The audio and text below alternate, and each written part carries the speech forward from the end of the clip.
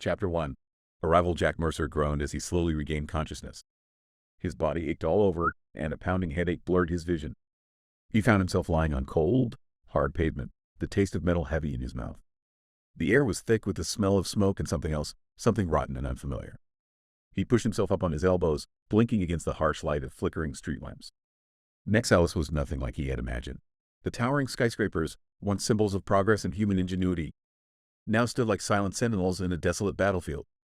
Windows were shattered, and the streets were littered with debris and remnants of hurried barricades. The cityscape was an eerie mix of modern ruins and hastily constructed fortifications, a testament to a society perpetually on the brink of collapse. Disoriented, Jack tried to recall how he had ended up here. The last thing he remembered was being transported under orders, a mission, they had called it. But the details were hazy, like a half-remembered dream. He reached for his sidearm out of instinct, finding it securely holstered. The familiar weight offered a small measure of comfort. Years of military training kicked in. He remembered boot camp vividly, the relentless drills, the camaraderie, and the instructor's harsh bark. Each day had been a test of endurance and willpower.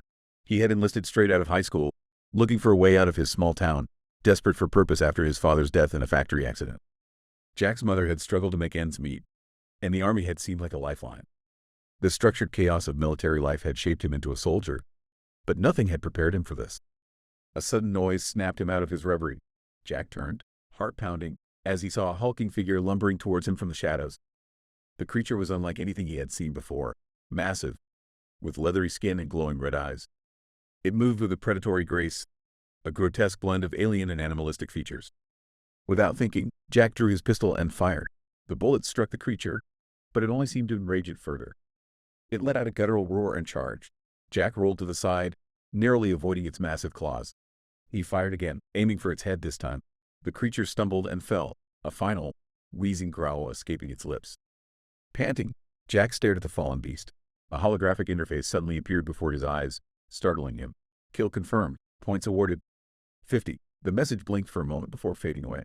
What the hell? Jack muttered, still catching his breath. He had no time to ponder as more creatures appeared in the distance, drawn by the commotion. His mind flashed back to his last deployment in the Middle East. He remembered the heat, the dust, and the constant threat of IEDs. His unit had been ambushed, and they had lost good men that day. Jack had taken a bullet in the shoulder, the pain searing, but he had managed to pull a wounded comrade to safety. The metal they gave him felt heavy with the weight of the lives lost. When he had finally been discharged, he thought he was done with war. Yet here he was, in another battlefield, fighting monsters instead of men. Jack knew he couldn't stay in the open. He scanned his surroundings, spotting a partially collapsed building nearby that could provide some cover.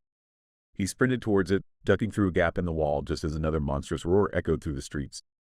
Inside, the building was dark and dusty. Jack moved cautiously, ears straining to catch any sound of movement. The dim light revealed makeshift beds, scattered supplies, and signs of recent habitation. He wasn't alone. Who's there? A voice called out, shaky yet defiant. A figure emerged from the shadows, a young man with wild eyes and a rifle aimed at Jack. Easy, Jack said, raising his hands. I'm not one of those things. Name's Jack Mercer. The young man didn't lower his weapon. Prove it. Jack slowly holstered his pistol and took a step forward. Look, I just got here. I don't know what's going on, but I'm not your enemy. The man hesitated before finally lowering his rifle. Nexalis doesn't get many newcomers. You're either very lucky or very unlucky. Unlucky, I think, Jack replied. What are those things? Monsters from another dimension, the man said grimly. They come through rifts that open up all over the city. We call them invaders. And this point system? Jack asked, recalling the holographic message. It's how we survive, the man explained. Kill invaders, earn points. Points get you supplies, weapons, even more time. If you stop killing, you're as good as dead. The weight of his words sank in. Jack realized that his fight with the creature was just the beginning. Survival in Nexalis meant embracing the violence. I'm Mark, by the way, the young man said, extending a hand. Nice to meet you, Mark, Jack said, shaking it. So, what's our next move? Mark glanced out the broken window, his expression tense. We find somewhere safer. This place is compromised. Stick with me, and I'll show you how to survive. Mark led Jack through the building, which turned out to be a makeshift shelter for a small group of survivors. As they moved cautiously through the dim corridors, Jack took in his surroundings. The walls were lined with crude barricades made from overturned furniture and scraps of metal. The air was thick with dust and the faint smell of decay. This way, Mark said in a low voice, guiding Jack towards a narrow staircase leading to the basement. We've got a safe room down here. At least, it's been safe so far.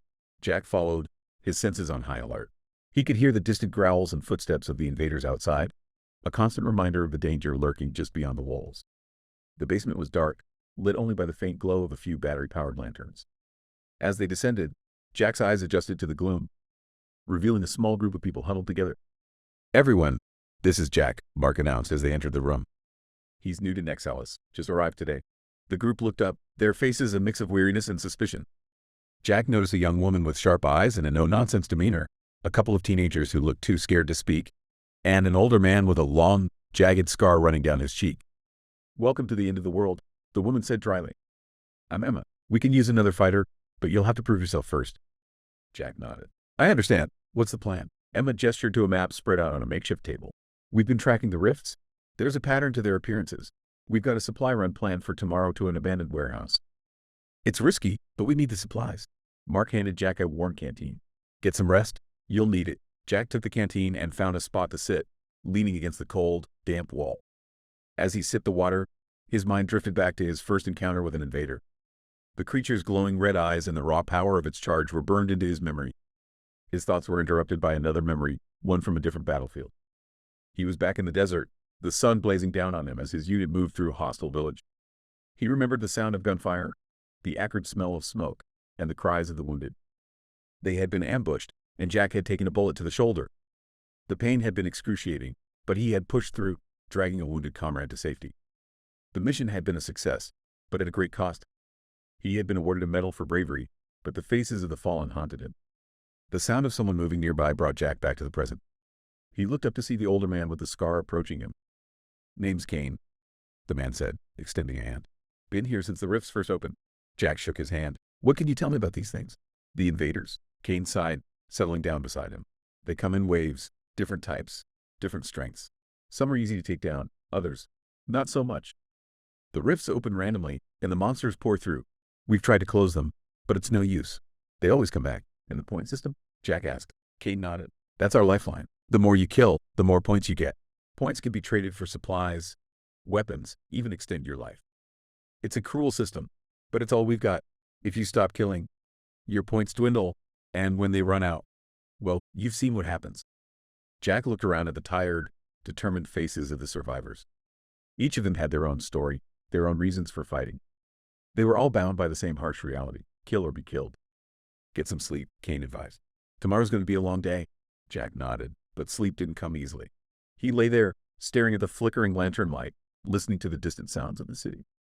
He thought about his mother, how she had struggled to raise him and his sister after their father's death. She had always told him to be strong, to never give up. He had taken those words to heart, and they had carried him through many battles. Now, in this new and terrifying world, he would need that strength more than ever. As he finally drifted off to sleep, Jack made a silent vow. He would survive Nexalis. He would fight, not just for himself, but for the people here who needed him. And he would find a way to end this nightmare. Morning came too soon. The group gathered their gear, each person checking their weapons and supplies with grim determination. Emma led the briefing, outlining their route and the risks involved. "The warehouse is about 2 miles east," she explained. "We've scouted the area, but there's no telling what we'll find once we get there. Stay sharp and watch each other's backs." Jack nodded, feeling the weight of the task ahead. He glanced at Mark, who gave him an encouraging nod. "Ready?" Mark asked. Jack took a deep breath and nodded. "Let's do this." The morning light filtered through the shattered windows of the shelter, casting an eerie glow on the faces of the survivors as they prepared for the day's mission. The air was thick with tension, but also with a sense of grim determination. Jack stood with the group, adjusting the strap of his newly acquired assault rifle. He had always preferred the feel of a well-balanced weapon in his hands. It reminded him of the countless hours spent on the range back in basic training. Emma gathered everyone around the map spread out on the makeshift table. "We'll follow this route," she said, tracing a line with her finger. "Stick to the alleys and avoid the main streets. We've seen too many patrols there recently. Our target is the warehouse on 5th and Main. If we move fast, we could be in and out before they know we're there." Mark, standing next to Jack, handed him a small radio. "Keep this on you, Channel 2. We stay in constant communication. Anything happens, you let us know immediately." Jack nodded, slipping the radio into his vest pocket. He checked his weapon once more, a force of habit from his days in the military. Every click and clack of the rifle's parts was a reminder of the countless drills and live-fire exercises he had endured. The group moved out, leaving the relative safety of their shelter behind. The streets of Nexalis were a labyrinth of rubble and abandoned vehicles. Jack's senses were on high alert, every shadow and sound a potential threat. He could feel the adrenaline coursing through his veins, sharpening his focus. As they moved through the alleys, Jack couldn't help but notice the signs of a city that had once thrived. Posters for concerts and movies, now faded and torn, clung to walls. Broken storefront windows displayed remnants of lives interrupted. He wondered how many of the people who had lived and worked here were still alive, hiding in fear, or worse. They reached an intersection, and Emma signaled for them to halt. She peered around the corner, her sharp eyes scanning the area. Jack crouched low, his finger resting lightly on the trigger, ready for anything. "Clear," Emma whispered, motioning for them to move. The group advanced quickly but cautiously. Jack could hear the distant growls and roars of invaders, a constant reminder of the danger they were in. His mind flashed back to his first encounter with one of the creatures the night before. The way it had moved, the raw power and ferocity. It was like nothing he had ever faced. They reached the warehouse without incident, but Jack knew better than to let his guard down. The building loomed ahead, its large metal doors slightly ajar. Emma and Mark took point, while Jack and the others covered their flanks. The tension was palpable as they approached the entrance. Emma raised a hand, signaling for them to stop. She crouched down, examining the ground. Jack saw her finger trace a line in the dust. A tripwire. He had seen them before, both in training and in combat. Carefully, Emma disarmed the trap, and they proceeded inside. The interior of the warehouse was dimly lit, shafts of light piercing through gaps in the walls and ceiling. Shelves and crates were scattered about, some overturned and looted, others seemingly untouched. The group spread out, moving methodically through the space, searching for anything useful. Jack and Mark worked together, clearing one aisle at a time. They found cans of food, medical supplies, and some ammunition.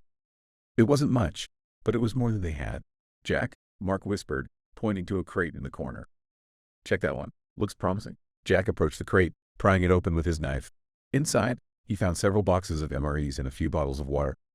A small victory, but in Nexalis, every little bit counted.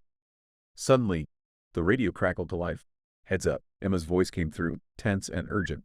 "We've got movement outside. Looks like a patrol. Everyone, stay quiet and stay hidden." Jack's heart pounded as he ducked behind the crate, weapon at the ready. He could hear the heavy footsteps of invaders moving outside, their guttural growls sending chills down his spine. He glanced at Mark, who gave him a reassuring nod. They had been through worse, Jack reminded himself. They just needed to stay calm and wait it out. Minutes felt like hours as they remained hidden, listening to the sounds of the patrol moving past the warehouse. Finally, the noise faded, and Emma gave the all clear. "All right, let's move," she ordered. "We've got what we came for. Time to head back." The group quickly gathered their findings and exited the warehouse, retracing their steps through the alleys. The return journey was uneventful, but Jack remained vigilant, his eyes scanning every shadow, every corner. Back at the shelter, the mood was one of relief and subdued celebration. The supplies they had brought back would sustain them for a while longer, a small but crucial victory. Emma and Mark debriefed the group, discussing what had gone well and what could be improved. Jack sat down, exhaustion finally catching up with him. He took a long drink from his canteen, the water cool and refreshing. Despite the constant danger, he felt a sense of accomplishment. He had proved himself to the group, but more importantly, he had taken another step in understanding the brutal reality of life in Nexalis. Chapter 2. First blood. The first light of dawn filtered through the cracks in the makeshift shelter's walls, casting long shadows across the room. Jack woke with a start, his body tense and his mind still half locked in the nightmares of the previous day. He sat up, the cold, hard floor reminding him that this was not a dream. This was Nexalis, and every waking moment was a struggle for survival. He stretched, wincing at the soreness in his muscles. The previous day's mission had been successful, but it had taken a toll on everyone. As he rubbed the sleep from his eyes, he noticed Mark and Emma already huddled over the map, discussing their next moves in hushed tones. The rest of the group was stirring, the teenagers nervously gathering their belongings and Kane sharpening his knife with a focused intensity. Jack checked his gear, making sure his rifle was loaded and his knife was secure in its sheath. The ritual was a comfort, a connection to the soldier he had been before this nightmare began. He remembered his first deployment, the sense of purpose and camaraderie. The men and women he had served with were a family, bound by their duty and the shared hardships of war. Here in Nexalis, he was beginning to feel that same bond forming with this ragtag group of survivors. The quiet murmur of voices drew Jack's attention back to Mark and Emma. They were planning the day's tasks, marking points of interest on the map and discussing the best routes to take. Jack approached, feeling the weight of the previous day's events still heavy on his shoulders. "Morning," Mark greeted him with a nod. "We're just finalizing our plans for today. Emma thinks there's a pharmacy a few blocks from here that might still have some supplies." Emma looked up, her expression serious. "We're low on medical supplies. If anyone gets injured, we need to be prepared. It's a risky trip, but it's necessary." Jack nodded, understanding the importance of their mission. "What's the plan?" We'll split into two groups, Emma explained. Mark will lead one group to the pharmacy. You and I will check out an old electronics store nearby. We need batteries and anything else that might be useful. Got it, Jack said, feeling a sense of resolve settle over him. He had always been good at compartmentalizing, focusing on the task at hand and pushing everything else aside. It was a skill that had served him well in the military, and it was one he would need now more than ever. As they prepared to leave, Jack couldn't shake the unease that had settled in his gut. The memory of his first encounter with an invader was still fresh, the creature's glowing red eyes and the raw power of its charge etched into his mind. He had killed it, but the experience had left him shaken. The points he had earned felt like a grim reminder of the new reality he was living in. Flashbacks of his first tour in Afghanistan surged to the forefront of his mind. The village they had been sent to protect had turned into a war zone.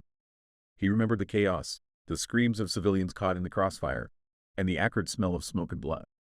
He had taken a life for the first time there, a young insurgent barely older than himself. The memory haunted him, a stark reminder of the cost of survival. Emma's voice snapped him back to the present. Jack, you ready? He nodded, pushing the memories aside. Yeah, let's do this. The group moved out, the cold morning air biting at their faces. The streets of Nexalis were eerily quiet, the silence only broken by the distant growls and roars of invaders. Jack led the way, his rifle at the ready, every sense on high alert. They reached the electronics store without incident, the building a relic of a time before the rifts. The windows were shattered, and the door hung off its hinges, but the interior was relatively intact. Jack and Emma moved cautiously, checking every corner and shelf. Over here, Emma called, pointing to a display case filled with batteries and other small electronics. This could be useful. Jack nodded, quickly gathering what they needed. As they worked, he couldn't help but feel a sense of déjà vu. The motions were so familiar, yet the stakes were so much higher. Every sound, every shadow, was a potential threat. Just as they were finishing up, Jack heard a noise outside. He signaled to Emma, and they both crouched down, weapons ready. The sound grew louder, the unmistakable heavy footsteps of an invader. Stay low, Jack whispered, his heart pounding. We wait for it to pass. The creature's shadow loomed large in the doorway, its growls sending chills down Jack's spine. He held his breath, praying it wouldn't notice them. The minutes stretched on, each one feeling like an eternity. Finally, the footsteps faded, and the creature moved on. Jack let out a breath he didn't realize he had been holding. That was close. Emma nodded, her face pale but determined. We need to get back. Quickly and quietly, they gathered their supplies and made their way back to the shelter, every step a reminder of the dangers they faced. The streets were still and silent, but Jack knew that could change in an instant. They moved swiftly, sticking to the shadows and avoiding open spaces. When they finally reached the shelter, the relief was palpable. Mark and the others were already there, having found the pharmacy ransacked but managed to salvage a few useful items. The group settled in, sharing what they had found and planning their next steps. As they sat around the small fire, Jack felt a sense of camaraderie building.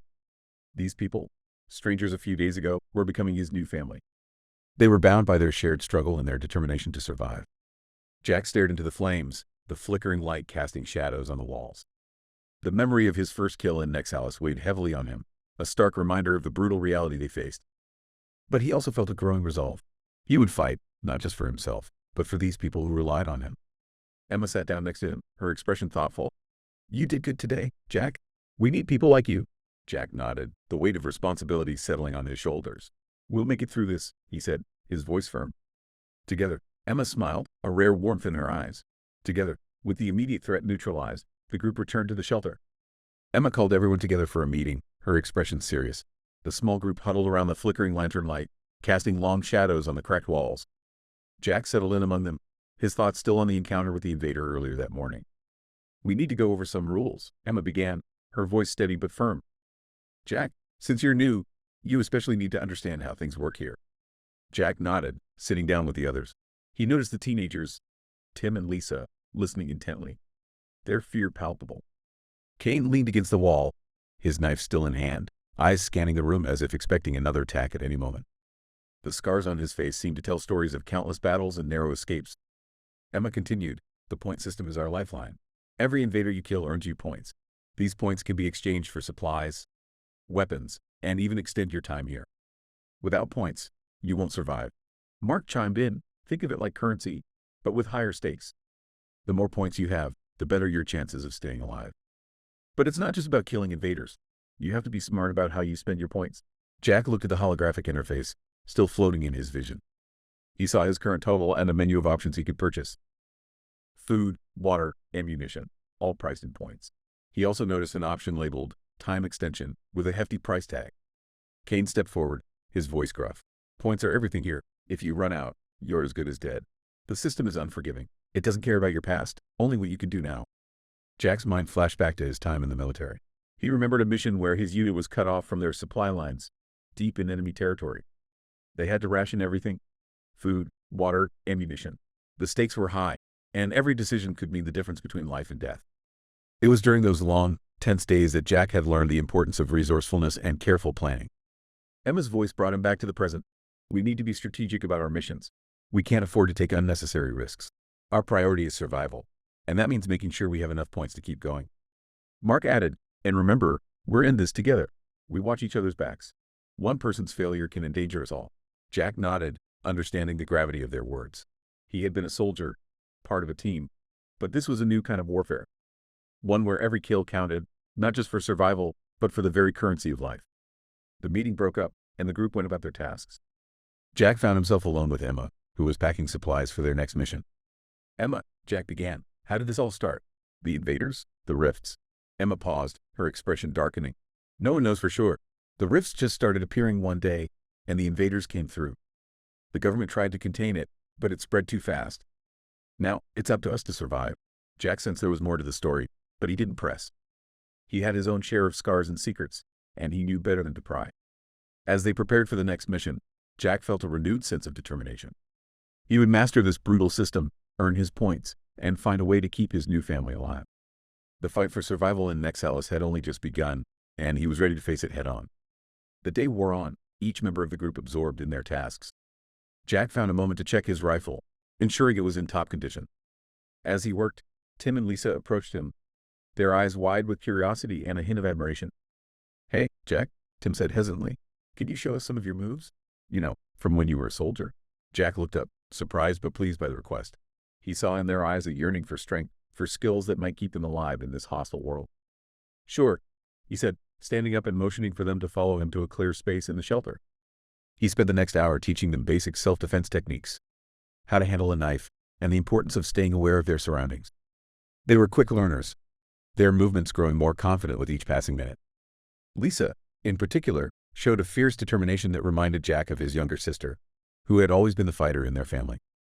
He remembered teaching his sister how to throw a punch when they were kids, how she had insisted on practicing until she got it right. That same determination had seen her through tough times, and Jack hoped it would do the same for Lisa. As they finished the impromptu training session, Jack felt a sense of pride. He was contributing, making a difference. It was a small step, but in a place like Nexalis, every small step counted. Later, as the sun began to set, casting a red-orange glow over the ruins of the city, the group gathered for a meal. The atmosphere was tense but hopeful, each person drawing strength from the others. Jack felt a sense of belonging, a bond forged in the fires of adversity. Emma sat down next to him, her eyes tired but resolute. You've made a good impression on them, she said, nodding towards Tim and Lisa, who were talking animatedly about their training. They're good kids, Jack replied. They just need a chance. Emma smiled, a rare sight that softened her usually stern features. We all do. The group set out once more, moving through the shattered remains of the city. Jack took point this time, his senses sharp, every shadow and sound scrutinized for potential threats. The weight of his rifle was comforting, a reminder of the battles he had fought and survived. They moved swiftly, avoiding the main streets as Emma had advised. The city was eerily quiet, with silence only broken by the distant growls and roars of invaders. Jack led them through narrow alleys, using the cover to stay hidden. He felt the eyes of his new companions on him, trusting his lead. Every step forward solidified his role in the group. As they approached their destination, a small grocery store that had been untouched since the invasion, Jack signaled for them to halt. He scanned the area, spotting movement in the shadows. He gestured to Emma, who nodded and motioned for Mark and Kane to flank the building. Jack and Emma moved forward, keeping low. Jack could feel the adrenaline coursing through his veins, his mind focused and clear. They reached the entrance, and Jack kicked the door open, his rifle raised. Inside, the store was dark and dusty. Shelves were toppled, and broken glass crunched underfoot. They moved cautiously, checking every corner and shelf. Jack's military training kicked in, methodically clearing each aisle. Over here, Emma called, pointing to a display case filled with canned goods and bottled water. This could be useful. Jack nodded, quickly gathering what they needed. As they worked, he couldn't help but feel a sense of déjà vu. The motions were so familiar, yet the stakes were so much higher. Every sound, every shadow, was a potential threat. Just as they were finishing up, Jack heard a noise outside. He signaled to Emma, and they both crouched down, weapons ready. The sound grew louder, the unmistakable heavy footsteps of an invader. "Stay low," Jack whispered, his heart pounding. "We wait for it to pass." The creature's shadow loomed large in the doorway, its growls sending chills down Jack's spine. He held his breath, praying it wouldn't notice them. The minutes stretched on, each one feeling like an eternity. Finally, the footsteps faded, and the creature moved on. Jack let out a breath he didn't realize he had been holding. "That was close." Emma nodded, her face pale but determined. "We need to get back." Quickly and quietly, they gathered their supplies and made their way back to the shelter, every step a reminder of the dangers they faced. The streets were still and silent, but Jack knew that could change in an instant. They moved swiftly, sticking to the shadows and avoiding open spaces. When they finally reached the shelter, the relief was palpable. Mark and the others were already there, having found the pharmacy ransacked but managed to salvage a few useful items. The group settled in, sharing what they had found and planning their next steps. As they sat around the small fire, Jack felt a sense of camaraderie building. These people, strangers a few days ago, were becoming his new family. They were bound by their shared struggle and their determination to survive. Jack stared into the flames, the flickering light casting shadows on the walls. The memory of his first kill in Nexalis weighed heavily on him, a stark reminder of the brutal reality they faced. But he also felt a growing resolve. He would fight, not just for himself, but for these people who relied on him. Emma sat down next to him, her expression thoughtful. "You did good today, Jack. We need people like you." Jack nodded, the weight of responsibility settling on his shoulders. "We'll make it through this," he said, his voice firm. Together, Emma smiled, a rare warmth in her eyes. Together, as the firelight flickered and the city settled into an uneasy quiet, Jack knew that the fight was far from over. But with each passing day, each battle fought and won, they grew stronger. The point system might dictate their survival, but it was their unity that gave them hope. The group's spirits were lifted by the successful mission. The supplies they had brought back were shared out, a small feast in a world of scarcity. Jack watched as Tim and Lisa eagerly devoured the canned food, their faces lighting up with each bite. Kane, usually so stoic, allowed himself a small smile as he sipped from a bottle of water. The camaraderie reminded Jack of his time in the army, those rare moments of peace amidst the chaos of war.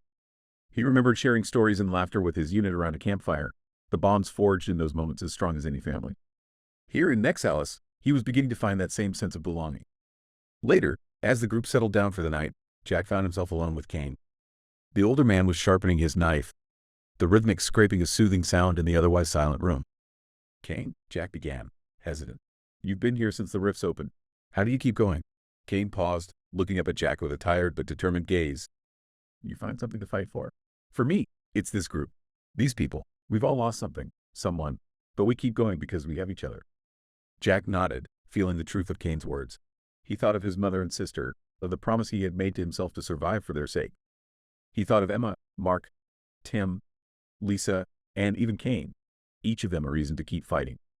As the fire died down, Jack lay on his makeshift bed, staring up at the cracked ceiling. The sounds of the city outside were a constant reminder of the danger that lurked in every shadow. But for the first time since arriving in Nexalis, he felt a glimmer of hope. They had survived another day. They had fought, they had won, and they had brought back the supplies they needed. It was a small victory, but in this harsh world, every victory mattered. Jack closed his eyes, the exhaustion of the day finally catching up with him. He drifted off to sleep, the faces of his new family in his mind. They were his reason to fight, his reason to survive, and as long as he had them, he would keep fighting. Together, they would face whatever horrors Nexalis threw at them. Together, they would survive. The night passed quietly, and as the first light of dawn began to filter through the cracks in the walls, Jack woke with a renewed sense of purpose. The fight for survival in Nexalis had only just begun, but he was ready to face it head-on. For as long as he had something to fight for, he would keep going. And together, they would find a way to reclaim their lives from the darkness that had descended upon their world. Chapter 3. The horde, the early morning light cast a fragile serenity over the shattered landscape of Nexalis. Jack and his new companions moved through the quiet streets, the stillness in unsettling contrast to the chaos they had grown accustomed to. They were returning from another supply run, their packs heavier but their hearts lightened by the small victory. Back at the shelter, Emma was already at work, organizing their findings. She had a knack for efficiency, turning their haphazard scavenging into a well-oiled operation. Jack admired her calm under pressure, her ability to maintain order in a world that had fallen apart. "Good haul today," Emma said, glancing up from a crate of canned goods. "We're starting to build a decent stockpile." Jack nodded, setting his pack down and stretching his sore muscles. "We're getting better at this. Feels almost routine now, Mark chuckled, joining them at the table. Don't get too comfortable. Nexalis has a way of throwing a wrench into the works. As if on cue, the ground trembled beneath their feet, a distant rumble growing louder. Jack's instincts kicked in, his hand going to his rifle. The others were equally tense, eyes wide with anticipation. Kane, always the observer, stood at the doorway, his face pale. That's no ordinary tremor. Something big is coming. The group gathered their weapons, moving to their designated positions. Jack took a deep breath, his mind racing through the possible scenarios. They had faced invaders before, but this felt different. The air was thick with a sense of impending doom. Outside, the sky darkened, clouds swirling as if in response to the approaching menace. Jack scanned the horizon, his heart pounding. Then he saw them, hundreds of invaders, a massive horde moving towards them with terrifying speed and coordination. "Incoming!" Jack shouted, his voice cutting through the tension. "Everyone, get ready!" The shelter transformed into a flurry of activity. Emma directed the defense, her voice calm and authoritative. Mark and Kane fortified the barricades, their movements swift and practiced. The teenagers, Tim and Lisa, took up positions with grim determination, their faces pale but resolute. Jack's mind flashed back to his military days, the heat of battle, the adrenaline-fueled clarity. He remembered the camaraderie, the trust in his unit, the knowledge that they had each other's backs. Here, in Nexalis, he felt that bond growing with each passing day. The first wave of invaders hit with the force of a freight train. Jack fired in controlled bursts, each shot finding its mark. The creatures roared and snarled, their glowing red eyes filled with fury. The ground shook with the impact of their charge, the air filled with the stench of blood and sweat. "Hold the line!" Emma shouted, her voice cutting through the chaos. "We can't let them breach the barricades." Jack moved with practiced precision, his rifle an extension of his will. He and Mark fought side by side, their movements synchronized, a deadly dance of survival. Each kill added to his points, the holographic interface flashing with each confirmed hit. But the horde was relentless. For every invader they took down, two more seemed to take its place. The sheer numbers were overwhelming, a tidal wave of death and destruction. Jack's muscles burned with exertion, but he pushed on, driven by the need to protect his new family. A sudden explosion rocked the shelter, the force of the blast knocking Jack off his feet. He scrambled to his knees, ears ringing, vision blurred. Through the smoke and debris, he saw the invaders pouring through a breach in the barricades, their claws and teeth glinting in the dim light. "Emma!" Jack shouted, his voice barely audible over the din. "We need to fall back." Emma nodded, signaling for a retreat. The group moved with practiced efficiency, covering each other as they fell back to a more defensible position. Jack's heart pounded in his chest, every muscle screaming in protest, but he pushed through the pain. They regrouped in the shelter's main hall, the heavy door providing a temporary barrier against the onslaught. Emma took stock of their situation, her face grim. "We can't hold them off forever. We need to come up with a plan." Jack looked around at his companions, seeing the fear and determination in their eyes. They were a ragtag group, but they were all they had. "We need to find a way to cut them off at the source," he said. "If we can close the rift, we might be able to stop the horde." Mark nodded, his face set with determination. "It's a long shot, but it's better than waiting here to be overrun." Emma glanced at Kane, who was already checking his weapons, his face a mask of concentration. "Kane, can you scout the area? Find the rift and report back?" Kane nodded, slipping out the door with a stealth born of years of experience. Jack watched him go, a knot of worry tightening in his chest. They had faced impossible odds before, but this felt different. The stakes were higher, the danger more immediate. As they waited for Kane's return, Jack took a moment to catch his breath. He looked around at his companions, feeling a sense of responsibility settle over him. They were relying on him, and he couldn't let them down. Emma placed a hand on his shoulder, her touch a grounding force in the chaos. "We'll get through this," she said, her voice steady. Together, as the battle raged on, the horde showed no signs of slowing. Jack felt the strain in his arms and legs, the relentless pressure of combat wearing him down. He glanced around, taking in the state of his companions. Emma was still issuing orders, her face a mask of determination. Mark's movements were growing sluggish, but his resolve remained unbroken. Kane fought with the fury of a cornered animal, his knife flashing in the dim light. Tim and Lisa, the teenagers who had shown such promise, were holding their own, but Jack could see the fear in their eyes. They were brave, but they were still just kids. The thought of losing them filled him with a renewed surge of energy. "We need to push them back," Jack shouted, reloading his rifle. "If we don't, they'll overwhelm us." Emma nodded, understanding the urgency. "Kane, Mark, with me. We're going to create a diversion. Jack, you and the kids hold this position. Don't let any of them through." Jack watched as Emma led the charge, her small team breaking through the ranks of invaders with a ferocity born of desperation. They moved with purpose, drawing the horde's attention away from the shelter and giving Jack and the others a brief respite. Stay close, Jack told Tim and Lisa, his voice steady despite the chaos. We've got this. The teenagers nodded, their faces set with grim determination. They moved in sync, covering each other as they fought off the relentless waves of invaders. Jack was impressed by their resilience, their ability to adapt under pressure. They had come a long way since he had first met them. But the battle was far from over. As Emma's team drew the horde away, a new threat emerged. A massive invader, larger and more terrifying than any they had faced, broke through the ranks. Its eyes glowed with a malevolent intelligence, its movements deliberate and deadly. Focus on the big one, Jack shouted, taking aim. We can't let it get through. The creature roared, a sound that reverberated through Jack's bones. He fired, the bullets striking its thick hide but barely slowing it down. Tim and Lisa joined in, their shots hitting the beast but doing little to stop its advance. Panic threatened to overwhelm Jack, but he pushed it down, focusing on the task at hand. He had faced worse odds before, had survived against all expectations. He would do so again. Keep firing, he yelled, reloading with shaking hands. We can take it down. The massive invader charged, its claws tearing through the barricades with ease. Jack felt a surge of fear, but also a strange clarity. This was the moment that would define them, the moment that would determine whether they lived or died. As the creature bore down on them, Jack moved without thinking. He grabbed a makeshift explosive from his pack, a crude but effective weapon they had salvaged from an abandoned armory. He lit the fuse, waiting until the last possible moment before throwing it at the beast. The explosion rocked the shelter, the shockwave knocking Jack off his feet. He struggled to his knees, his ears ringing, his vision blurred. But through the smoke and debris, he saw the massive invader lying still, its body torn apart by the blast. We did it, Tim whispered, his voice filled with awe and relief. We actually did it, Jack nodded, his heart pounding with the adrenaline of victory. But the battle wasn't over yet. The horde was still out there, still a threat. He pushed himself to his feet, ready to continue the fight. Stay alert, he told the teenagers, his voice steady. This isn't over. They nodded, their faces set with determination. They had survived this far, had faced the worst Nexalis had to offer. Together, they would keep fighting, keep surviving. Jack checked on his other companions, finding Mark nursing a minor wound and Emma reloading her weapon with precision. The tide of invaders seemed to ebb, but Jack knew better than to let his guard down. Kane should be back soon, Emma said, her voice a mix of hope and exhaustion. We need to be ready for whatever he finds. Jack nodded, appreciating her calm under pressure. We'll be ready. The minutes stretched into an eternity as they held their positions, every noise outside the shelter a potential threat. Jack's mind raced, considering their next move. The horde had to be coming from somewhere, and if they could find the rift and close it, they might stand a chance. Finally, the door creaked open, and Kane slipped inside, his face grim.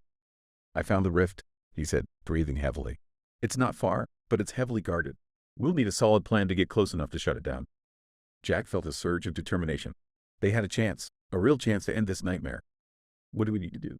Kane laid out the details, marking the rift's location on the map. We'll need to move quickly and quietly. Distract the guards long enough for someone to get close and use this. He pulled a small device from his pack, a compact but powerful explosive designed to destabilize the rift. I'll go, Jack said without hesitation. I can get close enough. Emma and Mark exchanged a glance before nodding. We'll cover you, Emma said. But we need to move now, before the next wave hits. They gathered their gear, the atmosphere tense but hopeful. This was their chance to turn the tide, to strike a blow against the invaders and take back a piece of their city. As they moved out, Jack felt a strange sense of clarity. He had been a soldier, a protector, and now he had a new mission. The stakes were higher, the danger more immediate, but he was ready. They were ready. The path to the rift was fraught with danger, the streets filled with debris and the occasional invader patrol. Jack led the way, his senses sharp, every movement calculated. They moved as one, a team forged in the crucible of battle, each member vital to their success. When they finally reached the rift, Jack felt a chill run down his spine. The air around it crackled with energy, the fabric of reality stretched and torn. The invaders guarding it were formidable, but Jack knew they had no choice. On my signal, Emma whispered, her eyes fixed on the enemy. We create a distraction. Jack, you get in there and plant the explosive. Make sure it goes off. Jack nodded, his heart pounding. I won't let you down. As the signal was given, chaos erupted. Emma and Mark opened fire, drawing the guards' attention while Kane moved to flank them. Jack sprinted towards the rift, his mind focused on the task at hand. Every second counted, every movement crucial. He reached the rift, the device in his hand. The energy pulsed around him, the air thick with the scent of ozone. He set the timer, his fingers moving with practiced precision. Get clear, he shouted, his voice barely audible over the din. He turned and ran, the seconds ticking away in his mind. The explosion was deafening, a wave of heat and light that knocked him off his feet. He hit the ground hard, the world spinning around him. As the dust settled, Jack struggled to his feet, his vision clearing. The rift was gone, the guards lying dead around it. They had done it. They had actually done it. Emma and the others joined him, their faces filled with relief and exhaustion. They had struck a blow against the invaders, but the cost had been high. "We did it," Emma said, her voice filled with awe. "We actually did it," Jack nodded, feeling the weight of their victory. They had survived another day, had fought and won, but the fight was far from over. They had made a difference, but there was still much to do. As the dust settled and the smoke cleared, the reality of their situation began to sink in. The massive invader lay dead, but the cost of their victory was painfully evident. The shelter was in shambles, the barricades barely holding. Bodies of fallen invaders littered the ground, a grim testament to the ferocity of the battle. Jack surveyed the damage, his heart heavy. They had won, but it felt like a hollow victory. The price of survival in Nexalis was steep, and every battle took its toll. He looked at his companions, seeing the exhaustion etched into their faces, the bruises and cuts that marked their skin. Emma and her team returned, their expressions a mix of relief and sorrow. They had managed to draw the horde away long enough for Jack and the others to regroup, but it had come at a cost. Kane was limping, a deep gash on his leg bleeding profusely.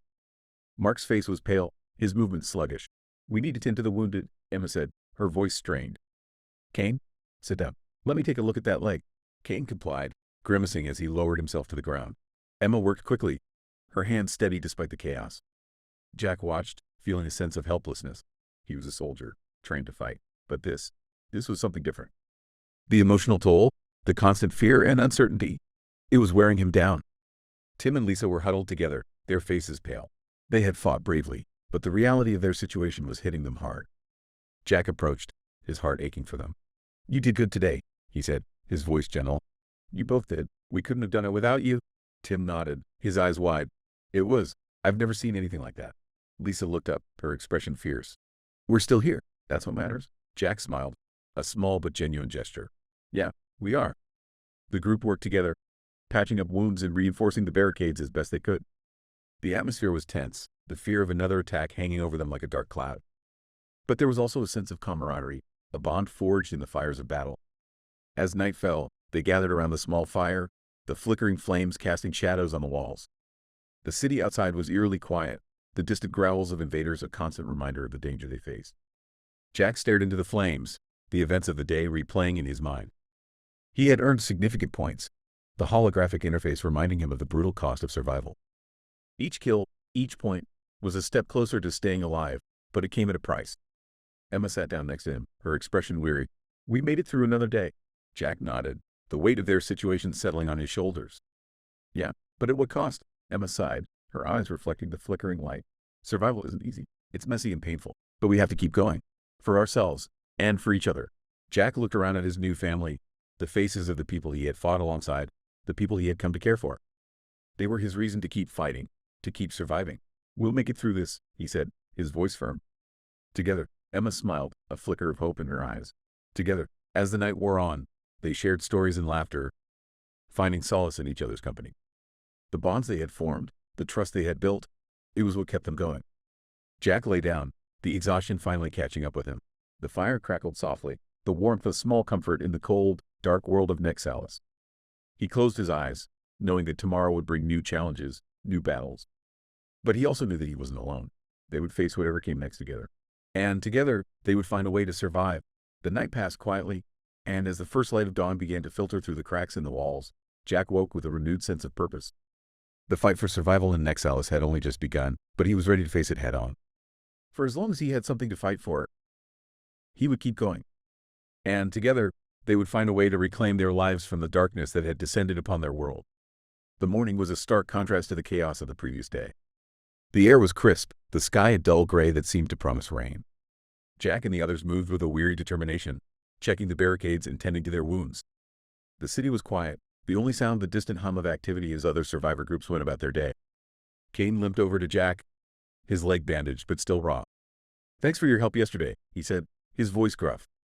"Couldn't have done it without you." Jack nodded, appreciating the sentiment. "We're all in this together. Just doing my part." Kane grunted, a sound that might have been agreement. "Just don't get yourself killed. We need you." Jack smiled, the weight of responsibility settling on his shoulders once more. "I'll do my best." As the day wore on, they began to prepare for their next move. The battle had been brutal, but it had also given them valuable information. They knew where the rift was, and they had a plan to close it. But it wouldn't be easy. The invaders were sure to be guarding it more heavily now, and they would need to be at their best to succeed. Emma called another meeting, her face serious but determined. We've made progress, but we can't stop now. We need to keep pushing, keep fighting. The rift is our main target. If we can close it, we might be able to buy ourselves some time. Mark nodded, his face set with determination. We need to be smart about this. No unnecessary risks. We stick to the plan and we watch each other's backs. Jack looked around at the faces of his new family, seeing the same resolve reflected in their eyes. They had been through hell, but they had come out stronger. Together, they would face whatever came next. As they gathered their gear and prepared to move out, Jack felt a renewed sense of purpose. The fight was far from over, but he knew that they could win. They had to, for themselves, for their fallen friends, and for the future of Nexalis. Chapter 4. Scarcity. The following days in Nexalis were a stark reminder of the harsh reality they faced. The Horde had been driven back, but their victory was Pyrrhic. The battle had left them critically low on supplies, and the tension in the shelter was palpable. The group moved with a new urgency, every task infused with the knowledge that their resources were dwindling. Jack woke to the sound of murmured conversations and the clatter of makeshift utensils. He stretched, feeling the familiar aches and pains that had become part of his daily routine. As he made his way to the common area, he saw Emma and Mark huddled over the map, their faces grim. We're running low on everything, Emma said, looking up as Jack approached. Food, water, ammunition. If we don't find more supplies soon, we won't last long. Mark nodded in agreement. We've scavenged most of the nearby areas. The further we go, the more dangerous it gets. We need a new strategy. Jack's thoughts drifted to the point system that had become their lifeline. Each kill added to their total, but it also depleted their energy and morale. He checked his holographic interface, noting the balance of points he had accumulated. It wasn't much, but it might be enough to get them through the next few days if spent wisely. We need to be smart about this, Jack said, joining them at the table. We can't afford to waste points on unnecessary items. We need to prioritize. Emma nodded, her expression thoughtful. Agreed. But we also need to consider our long-term survival. There's a black market in the city where points can be exchanged for rare items. It's risky, but it might be our best shot. Jack raised an eyebrow. A black market? How does it work? Mark leaned in, his voice low. There are traders who've set up shop in the more secure parts of the city. They deal in everything from food to weapons, but the prices are high. We'll need to pool our points and negotiate carefully. Jack considered the idea. It was a gamble, but it might be their only chance to get what they needed. All right, let's make a list of what we need and see what we can get. As the group discussed their options, Jack felt the weight of their predicament settle on his shoulders. Every decision counted. Every point spent could mean the difference between life and death. They were walking a thin line, and one wrong step could send them over the edge. Later that day, Jack and Emma prepared to head to the black market. They had pooled their points and made a list of essentials: food, water, medical supplies, and ammunition. The tension in the shelter was palpable as they readied themselves for the journey. Be careful, Mark said, handing Jack a small pouch of points. And don't trust anyone. The traders are out for themselves. Jack nodded, slipping the pouch into his pack. We'll be back soon. Keep the fort secure while we're gone. With that, Jack and Emma set out, moving through the ruined streets of Nexalis with a mix of caution and determination. The city was eerily quiet, the aftermath of the battle still fresh. As they walked, Jack couldn't help but reflect on how much had changed in such a short time. They had gone from soldiers to scavengers, fighting not just for survival but for the resources that kept them alive. We need to stay alert, Emma said, her eyes scanning the horizon. The black market isn't far, but it's in a dangerous area. We can't afford to be careless. Jack nodded, gripping his rifle a little tighter. I know. Let's get this done and get back to the others. The journey to the black market took them through some of the most dangerous parts of Nexalis. The streets were a maze of rubble and abandoned vehicles, every shadow a potential threat. Jack and Emma moved cautiously, their senses on high alert. They finally reached the black market, a makeshift bazaar set up in the shell of an old warehouse. The entrance was guarded by a group of rough-looking individuals, their eyes wary and their hands never far from their weapons. The air inside was thick with the smell of sweat and desperation, the buzz of haggling voices filling the space. Jack and Emma made their way through the throng of traders and buyers, their eyes scanning the stalls for the items on their list. The prices were steep, the traders quick to exploit the scarcity of resources. Every transaction was a negotiation, the value of points fluctuating with the whims of the market. They approached a stall selling food and water, the trader a wiry man with a calculating gaze. What can I do for you? He asked, his voice oily. We need supplies, Emma said, her tone businesslike. Food, water, medical supplies if you have them. The trader eyed them suspiciously. That depends on what you're offering. Jack handed over the pouch of points, trying to keep his expression neutral. This is what we have. We need enough to last us a week. The trader weighed the pouch in his hand, his eyes narrowing. "That's not much, but I might have something for you." He pulled out a crate from behind his stall, revealing a small stash of canned goods, bottled water, and a few medical kits. Jack felt a surge of relief, but he kept his face impassive. "How much?" The trader named his price, a sum that would nearly deplete their points. Jack and Emma exchanged a glance, knowing they had little choice. They needed these supplies, and they needed them now. "Deal," Jack said, handing over the points. "We'll take it all." The trader nodded, a sly smile on his face. "Pleasure doing business with you."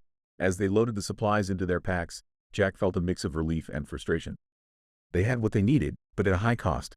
The points they had worked so hard to accumulate were nearly gone, and the black market had proven to be a harsh and unforgiving place.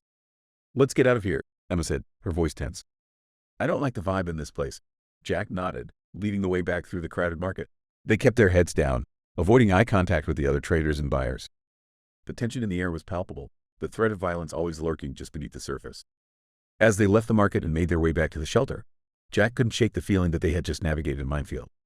The black market had provided what they needed, but it had also shown them just how precarious their situation was.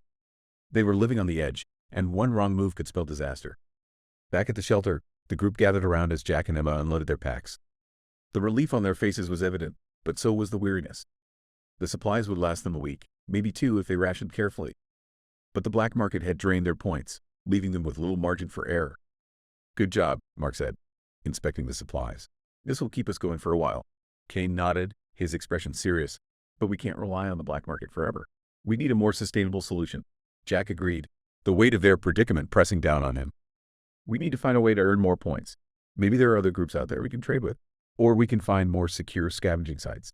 Emma looked thoughtful. "There might be another option. There's a rumor of a larger rift opening up near the edge of the city. If we can close it, we might be able to earn a significant number of points." Jack's heart sank at the thought of facing another rift, but he knew they had no choice. They needed points, and they needed them fast. "It's risky, but it might be our best shot. We'll need to plan carefully and make sure we're prepared." The group spent the next few hours strategizing, mapping out their route and gathering their gear.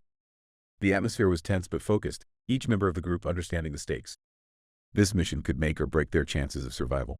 As night fell, Jack found himself alone with his thoughts. The days since his arrival in Nexalis had been a blur of battles and hard choices. He thought about his life before, the simplicity of his routines, the certainty of his purpose. Here, everything was a fight, every decision a gamble. Emma joined him, her presence a comforting anchor in the chaos. "We'll get through this," she said quietly. "We've come this far. We can't give up now." Jack nodded, grateful for her steadiness. "I know. It's just, everything feels so uncertain. One wrong move, and it could all fall apart." Emma placed a hand on his shoulder, her touch grounding him. "That's why we have to keep fighting. For each other, for the future. We can't let this place break us." Her words resonated with Jack, a reminder of the strength they had found in each other. They weren't just surviving, they were building something, a fragile hope in a broken world. And as long as they had that, they could face whatever came next. The following morning, the group set out for the rift, their packs loaded with supplies and their hearts steeled for the battle ahead. The journey was fraught with danger, the streets filled with the echoes of their footsteps and the distant growls of invaders. As they approached the edge of the city, the air grew thick with the energy of the rift. Jack felt a chill run down his spine, the hair on his arms standing on end. The rift pulsed with a malevolent light, a tear in the fabric of reality that threatened to consume them all. "Stay sharp," Jack said, his voice steady. "We've got one shot at this. Let's make it count." The group moved into position, their weapons at the ready. Jack felt the weight of the device in his pack, the explosive they had salvaged for this mission. It was a long shot, but it was their best hope. As the first invaders emerged from the rift, Jack's heart pounded in his chest. They were larger and more aggressive than any they had faced before, their eyes glowing with a feral intensity. The battle that followed was a blur of gunfire and screams, the air thick with the scent of blood and sweat. Jack fought with everything he had, his rifle an extension of his will. He and his companions moved as one, a deadly dance of survival. Each kill added to their points, the holographic interface flashing with each confirmed hit. But the cost was high, their energy and morale wearing thin. Finally, Jack reached the rift, the device clutched in his hand. He set the timer, his fingers moving with practiced precision. "Get clear," he shouted, his voice barely audible over the din. He turned and ran, the seconds ticking away in his mind. The explosion was deafening, a wave of heat and light that knocked him off his feet. He hit the ground hard, the world spinning around him. As the dust settled, Jack struggled to his feet, his vision clearing. The rift was gone, the guards lying dead around it. They had done it. They had actually done it. Emma and the others joined him, their faces filled with relief and exhaustion. They had struck a blow against the invaders, but the cost had been high. "We did it," Emma said, her voice filled with awe. "We actually did it." Back at the shelter, the group gathered around as Jack and Emma unloaded their packs. The relief on their faces was evident, but so was the weariness. The supplies would last them a week, maybe two if they rationed carefully. But the black market had drained their points, leaving them with little margin for error. "Good job," Mark said, inspecting the supplies. "This will keep us going for a while." Kane nodded, his expression serious. "But we can't rely on the black market forever. We need a more sustainable solution." Jack agreed, the weight of their predicament pressing down on him. "We need to find a way to earn more points. Maybe there are other groups out there we can trade with. Or we can find more secure scavenging sites." Emma looked thoughtful. There might be another option. "There's a rumor of a larger rift opening up near the edge of the city. If we can close it, we might be able to earn a significant number of points." Jack's heart sank at the thought of facing another rift, but he knew they had no choice. They needed points, and they needed them fast. "It's risky, but it might be our best shot. We'll need to plan carefully and make sure we're prepared." The group spent the next few hours strategizing, mapping out their route and gathering their gear. The atmosphere was tense but focused, each member of the group understanding the stakes. This mission could make or break their chances of survival. As night fell, Jack found himself alone with his thoughts. The days since his arrival in Nexalis had been a blur of battles and hard choices. He thought about his life before, the simplicity of his routines, the certainty of his purpose. Here, everything was a fight, every decision a gamble. Emma joined him, her presence a comforting anchor in the chaos. "We'll get through this," she said quietly. "We've come this far. We can't give up now." Jack nodded, grateful for her steadiness. "I know. It's just, everything feels so uncertain. One wrong move, and it could all fall apart." Emma placed a hand on his shoulder, her touch grounding him. "That's why we have to keep fighting. For each other, for the future. We can't let this place break us." Her words resonated with Jack, a reminder of the strength they had found in each other. They weren't just surviving, they were building something, a fragile hope in a broken world. And as long as they had that, they could face whatever came next. The following morning, the group set out for the rift, their packs loaded with supplies and their hearts steeled for the battle ahead. The journey was fraught with danger, the streets filled with the echoes of their footsteps and the distant growls of invaders. As they approached the edge of the city, the air grew thick with the energy of the rift. Jack felt a chill run down his spine, the hair on his arms standing on end. The rift pulsed with a malevolent light, a tear in the fabric of reality that threatened to consume them all. "Stay sharp," Jack said, his voice steady. "We've got one shot at this. Let's make it count." The group moved into position, their weapons at the ready. Jack felt the weight of the device in his pack, the explosive they had salvaged for this mission. It was a long shot, but it was their best hope. As the first invaders emerged from the rift, Jack's heart pounded in his chest. They were larger and more aggressive than any they had faced before, their eyes glowing with a feral intensity. The battle that followed was a blur of gunfire and screams, the air thick with the scent of blood and sweat. Jack fought with everything he had, his rifle an extension of his will. He and his companions moved as one, a deadly dance of survival. Each kill added to their points, the holographic interface flashing with each confirmed hit. But the cost was high, their energy and morale wearing thin. Finally, Jack reached the rift, the device clutched in his hand. He set the timer, his fingers moving with practiced precision. "Get clear," he shouted, his voice barely audible over the din. He turned and ran, the seconds ticking away in his mind. The explosion was deafening, a wave of heat and light that knocked him off his feet. He hit the ground hard, the world spinning around him. As the dust settled, Jack struggled to his feet, his vision clearing. The rift was gone, the guards lying dead around it. They had done it. They had actually done it. Emma and the others joined him, their faces filled with relief and exhaustion. They had struck a blow against the invaders, but the cost had been high. "We did it," Emma said, her voice filled with awe. "We actually did it," Jack nodded, feeling the weight of their victory. They had survived another day, had fought and won, but the fight was far from over. They had made a difference, but there was still much to do. As they made their way back to the shelter, Jack felt a renewed sense of purpose. They had faced the worst Nexalis had to offer and had come out stronger. Together, they would continue to fight, continue to survive. Back at the shelter, the atmosphere was a mix of relief and exhaustion. The supplies they had gathered from the black market and the points they had earned from closing the rift provided a much-needed buffer. But Jack knew it wouldn't last forever. "We need to use what we have wisely," Emma said, as she organized their new stockpile. "Ration everything, make it stretch as long as possible." Kane nodded in agreement. "We need to be smart about our next moves. We can't afford to get complacent." The group settled into a routine, each member contributing to the daily tasks that kept them going. Jack took the time to teach Tim and Lisa some of the survival skills he had learned in the military, knowing that they would need every advantage they could get. "Remember," Jack said, as he demonstrated how to set a basic snare trap. It's not just about fighting. It's about surviving, using your head, being resourceful. Tim and Lisa listened intently, their faces a mix of determination and fear. They had grown a lot since Jack first met them, but the constant threat of the invaders weighed heavily on them.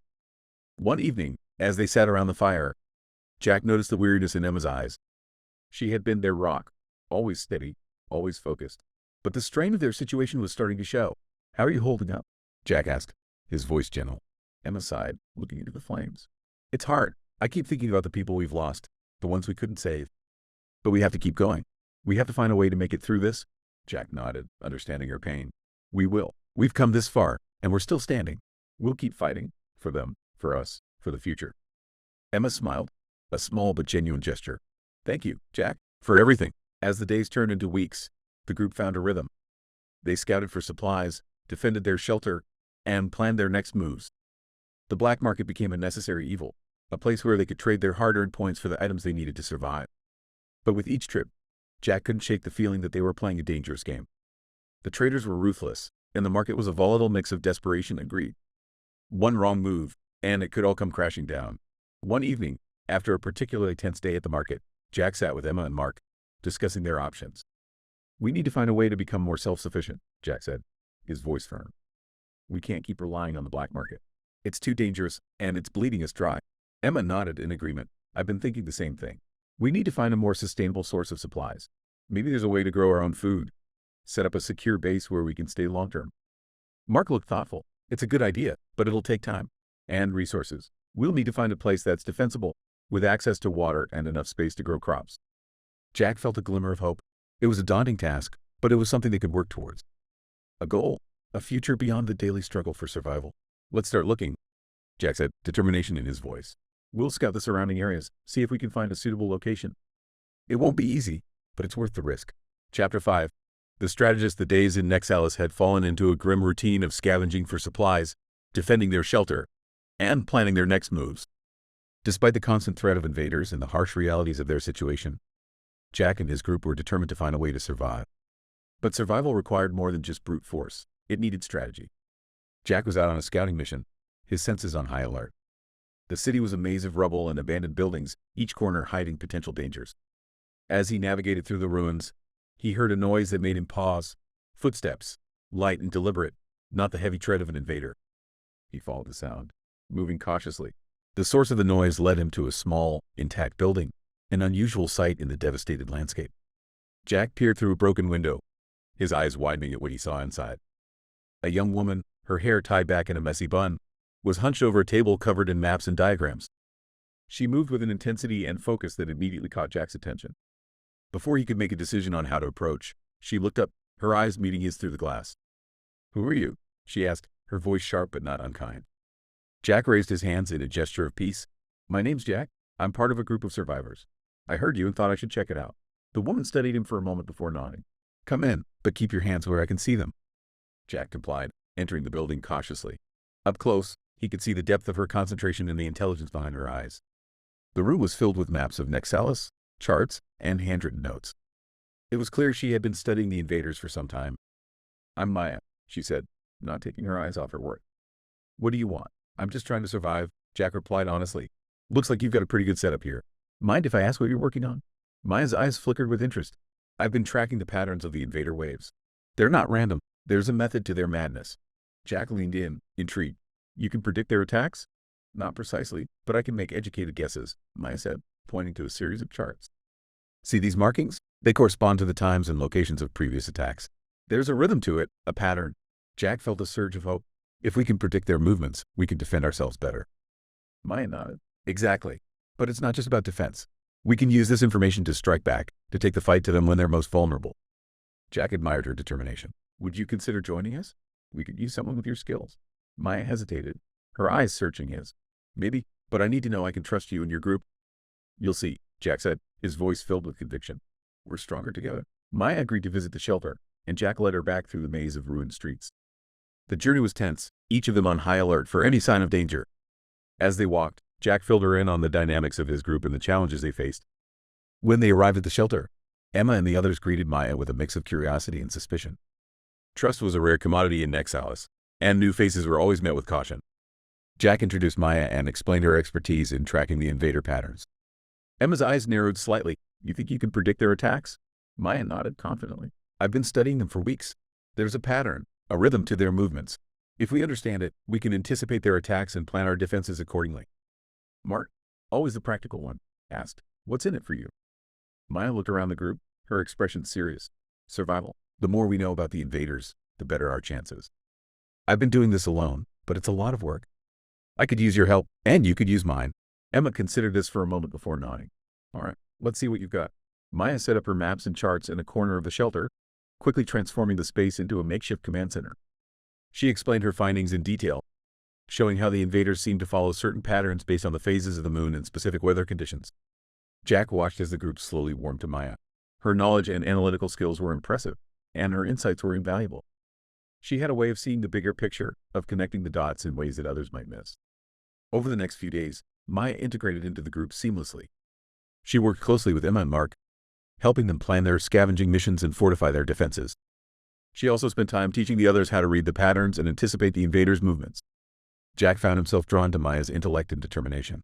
They spent long hours discussing strategies and sharing stories of their lives before Nexalis. He learned that Maya had been a data analyst before the rifts opened, her skills now redirected towards understanding the invaders. One evening, as they sat by the fire, Jack asked Maya about her decision to stay alone for so long. Why did you join a group earlier? Maya sighed, staring into the flames. I lost my family when the rifts opened. After that, I didn't trust anyone. It was easier to stay alone, to rely only on myself. Jack nodded, understanding her pain. But now? Maya smiled faintly. Now I see the value in working together. Your group has something special, a sense of unity, of purpose. It's something I've been missing. With Maya's insights, the group's approach to survival changed dramatically. They now had the ability to anticipate the invader waves and plan their defenses accordingly. The first real test of this new strategy came sooner than expected. Maya had predicted a major wave of invaders based on her analysis of past attacks. The group prepared meticulously, fortifying their defenses and setting up traps around the shelter. They positioned themselves strategically, ready to face the oncoming horde. As the predicted time approached, the tension in the shelter was palpable. Everyone was in position, their weapons ready. Jack stood next to Maya, his rifle at the ready, his heart pounding with a mix of fear and anticipation. They'll be here soon, Maya said, her voice steady. Remember the plan. Stick to your positions and don't break formation. Jack nodded, feeling a surge of confidence. With Maya's strategy, they had a real chance to hold off the invaders and protect their home. The first wave hit with brutal force, but the group was ready. They fought with a coordinated precision that reflected their trust in each other and in Maya's plan. The traps they had set up around the perimeter worked flawlessly, taking out several invaders before they even reached the barricades. Jack moved with a practiced efficiency, his rifle an extension of his will. He and Mark covered each other's flanks, their movements synchronized and lethal. Emma directed the battle with calm authority, her voice cutting through the chaos. Maya's predictions proved accurate, and the group managed to anticipate the invaders' movements, cutting them down before they could breach the defenses. It was a hard-fought battle, but their preparation and strategy paid off. As the last of the invaders fell, the group let out a collective sigh of relief. They had held the line, protected their home, and emerged victorious. Jack looked around at his companions, their faces marked with exhaustion but also a fierce pride. We did it, Mark said, his voice filled with awe. We actually did it. Emma nodded, her eyes shining with gratitude. Thanks to Maya's strategy, we couldn't have done it without you. Maya smiled, a genuine, heartfelt expression. We did it together. This was a team effort. Jack felt a swell of pride as he looked at Maya. She had brought something invaluable to their group, a way to fight smarter, to outthink the invaders rather than just reacting to their attacks. With her help, they had a real chance to survive and even thrive in this hostile world. As they cleaned up the aftermath of the battle and tended to their wounds, the group felt a renewed sense of hope. They had faced the darkness and emerged stronger, united by their shared struggle and their determination to survive. That night, as they sat around the fire, the atmosphere was lighter, filled with a sense of accomplishment and camaraderie. Jack sat next to Maya, feeling a deep sense of connection to her and the rest of the group. We've come a long way, he said, his voice filled with emotion. And we've still got a long way to go. But with all of you, I know we can do it. Maya smiled, her eyes reflecting the flickering firelight. We're a team now, Jack. And together, we can face anything. As the fire crackled and the night settled in around them, Jack felt a sense of peace he hadn't known in a long time. They were not just surviving. They were building something, creating a future in the midst of chaos. The following morning, the group gathered to discuss their next steps. Maya had identified several key locations that could provide valuable resources and potentially safer havens. There's an old military outpost on the outskirts of the city, Maya explained, pointing to a spot on the map. It's heavily fortified and should have supplies we can use. If we can secure it, it could serve as a secondary base. Mark nodded thoughtfully. It's a good idea, but we'll need to be careful. If the invaders have taken over, it could be a tough fight. Emma added, we also need to think about long-term sustainability. If we can find a way to grow our own food and create a secure environment, it'll increase our chances of survival. Jack listened, his mind racing with possibilities. They had a direction, a plan, and with Maya's strategic insights, they had a real chance to make it work. They spent the next few days preparing for the mission to the military outpost. Maya's strategic mind was invaluable, helping them plan their approach and anticipate potential obstacles. They gathered their supplies, reinforced their defenses, and made sure everyone knew their roles. As they set out for the outpost, the group moved with a sense of purpose and determination. The journey was fraught with danger, the streets filled with the echoes of their footsteps and the distant growls of invaders.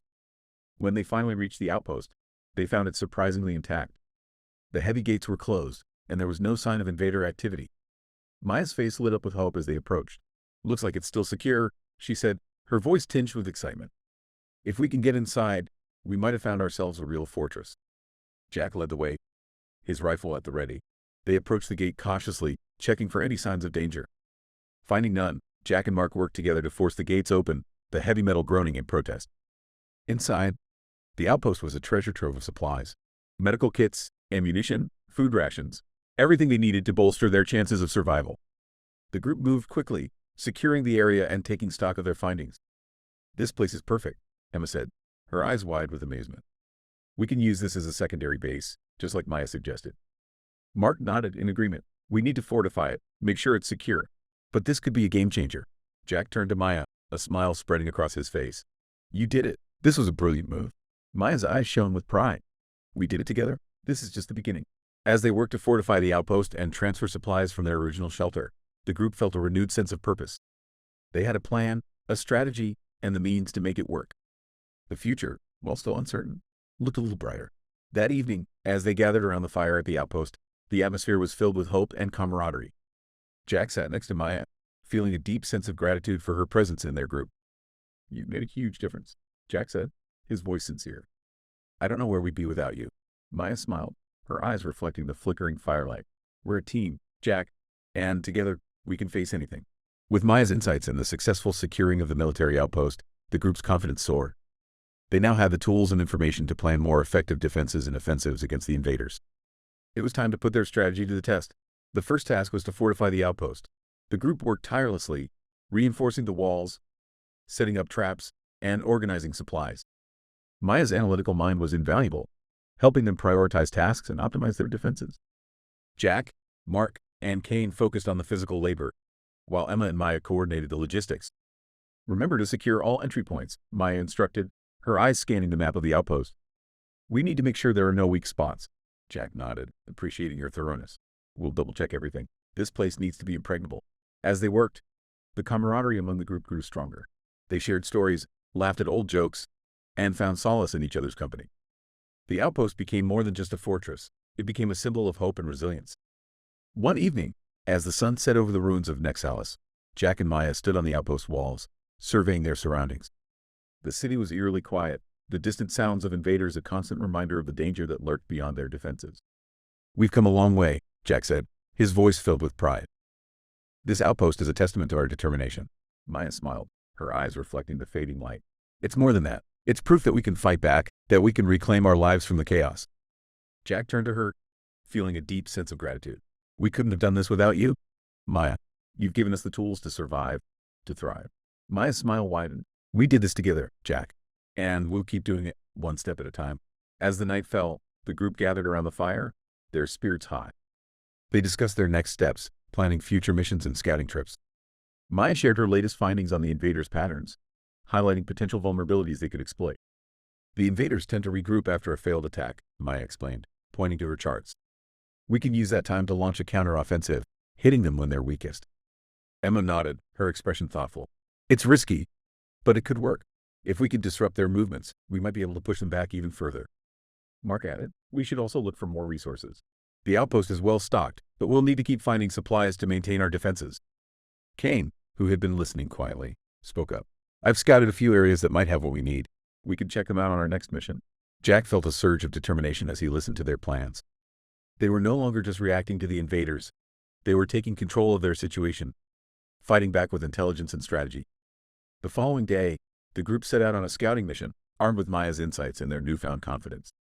They moved through the city with purpose, their eyes sharp and their movements coordinated. Every step was calculated, every decision informed by Maya's analysis. Their first target was a warehouse rumored to contain medical supplies and food. The journey was perilous, the streets filled with debris and the occasional invader patrol. But Maya's predictions held true, allowing them to avoid major confrontations and reach their destination relatively unscathed. Inside the warehouse, they found a treasure trove of supplies, medical kits, canned goods, bottled water, everything they needed to sustain themselves and reinforce their outpost. The group worked quickly, gathering as much as they could carry and securing the area. As they prepared to leave, Maya noticed something on one of the shelves. A stack of old notebooks, filled with handwritten notes and diagrams. She picked one up, her eyes widening as she flipped through the pages. These are records of the invaders, she said, her voice filled with excitement. Detailed observations, theories on their behavior. This could be incredibly valuable. Jack glanced over her shoulder, impressed by the meticulous detail in the notes. Whoever wrote these was studying the invaders, just like you. We need to take these back and analyze them. The group returned to the outpost, their packs heavy with supplies and their minds buzzing with possibilities. Maya immediately began studying the notebooks, her analytical mind working overtime to decipher the information. As the days passed, the group continued to fortify their outpost and implement Maya's strategies. They launched several successful offensives against the invaders, disrupting their movements and securing more resources. Each victory brought them closer together, their bond forged in the heat of battle and the shared struggle for survival. One evening, as they sat around the fire, Maya shared her latest findings. The notebooks contained detailed observations on the invaders' hierarchy. It seems they have a chain of command, with certain types acting as leaders. If we can take out those leaders, we might be able to disrupt their entire operation. Emma leaned forward, her eyes filled with determination. Then that's our next target. We identify and eliminate their leaders. It's risky, but it could cripple their ability to organize and attack. Mark added, we should also continue securing more resources. The outpost is strong, but we need to keep it that way. Every mission, every supply run, it all counts. Jack felt a deep sense of pride as he listened to their plans. They were no longer just surviving, they were fighting back, reclaiming their world piece by piece. And with Maya's brilliant mind and their unwavering determination, he knew they had a real chance to succeed. As the fire crackled and the night settled in around them, Jack looked at his companions, feeling a profound sense of gratitude. They had come together in the face of unimaginable adversity, forging a bond that made them stronger than ever. We've faced so much, Jack said, his voice filled with emotion.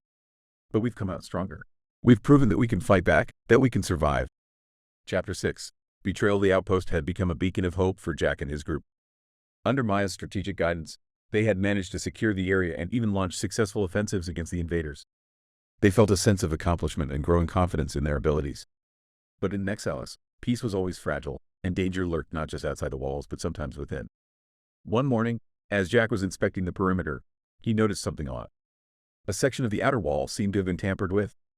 The damage was subtle, almost as if someone had tried to make it look like wear and tear from the elements. He frowned, running his fingers along the rough edges. Jack, what's wrong? Emma's voice broke through his thoughts. She approached, her eyes following his gaze. This section of the wall, Jack said, gesturing to the damaged area. It looks deliberate, like someone's been working on it from the inside. Emma's brow furrowed. You think one of us did this? Jack sighed. I don't know. But we need to keep an eye out. We can't afford to ignore any potential threats, even from within. As the day went on, Jack couldn't shake the feeling that something was amiss. He started paying closer attention to the group's interactions, looking for any signs of discord. It was subtle at first. Whispered conversations had stopped when he entered the room, furtive glances exchanged between certain members. During one of their strategy meetings, Maya noticed Jack's distraction. Jack, is everything all right? She asked, her voice filled with concern. Jack hesitated before answering. I've noticed some strange things around the outpost. I think someone might be sabotaging our defenses. Maya's eyes widened in surprise. You think we have a traitor? I'm not sure yet, Jack replied. But we need to be cautious. Keep an eye on everyone, and trust no one completely. The tension in the group grew as the days passed. Everyone was on edge, the sense of camaraderie they had built starting to fray at the edges. Jack could see the strain in their faces, the way they moved with an air of suspicion. He hated the feeling of mistrust, but in a place like Nexalis, it was necessary for survival. One evening, as the group gathered around the fire, Jack decided to address the issue head-on. We've worked hard to secure this outpost and build a safe haven for ourselves, he began, his voice steady. But I've noticed some things that concern me. Someone has been tampering with our defenses. The group exchanged uneasy glances, murmurs spreading through the ranks. Mark, always the practical one, spoke up. What are you suggesting, Jack?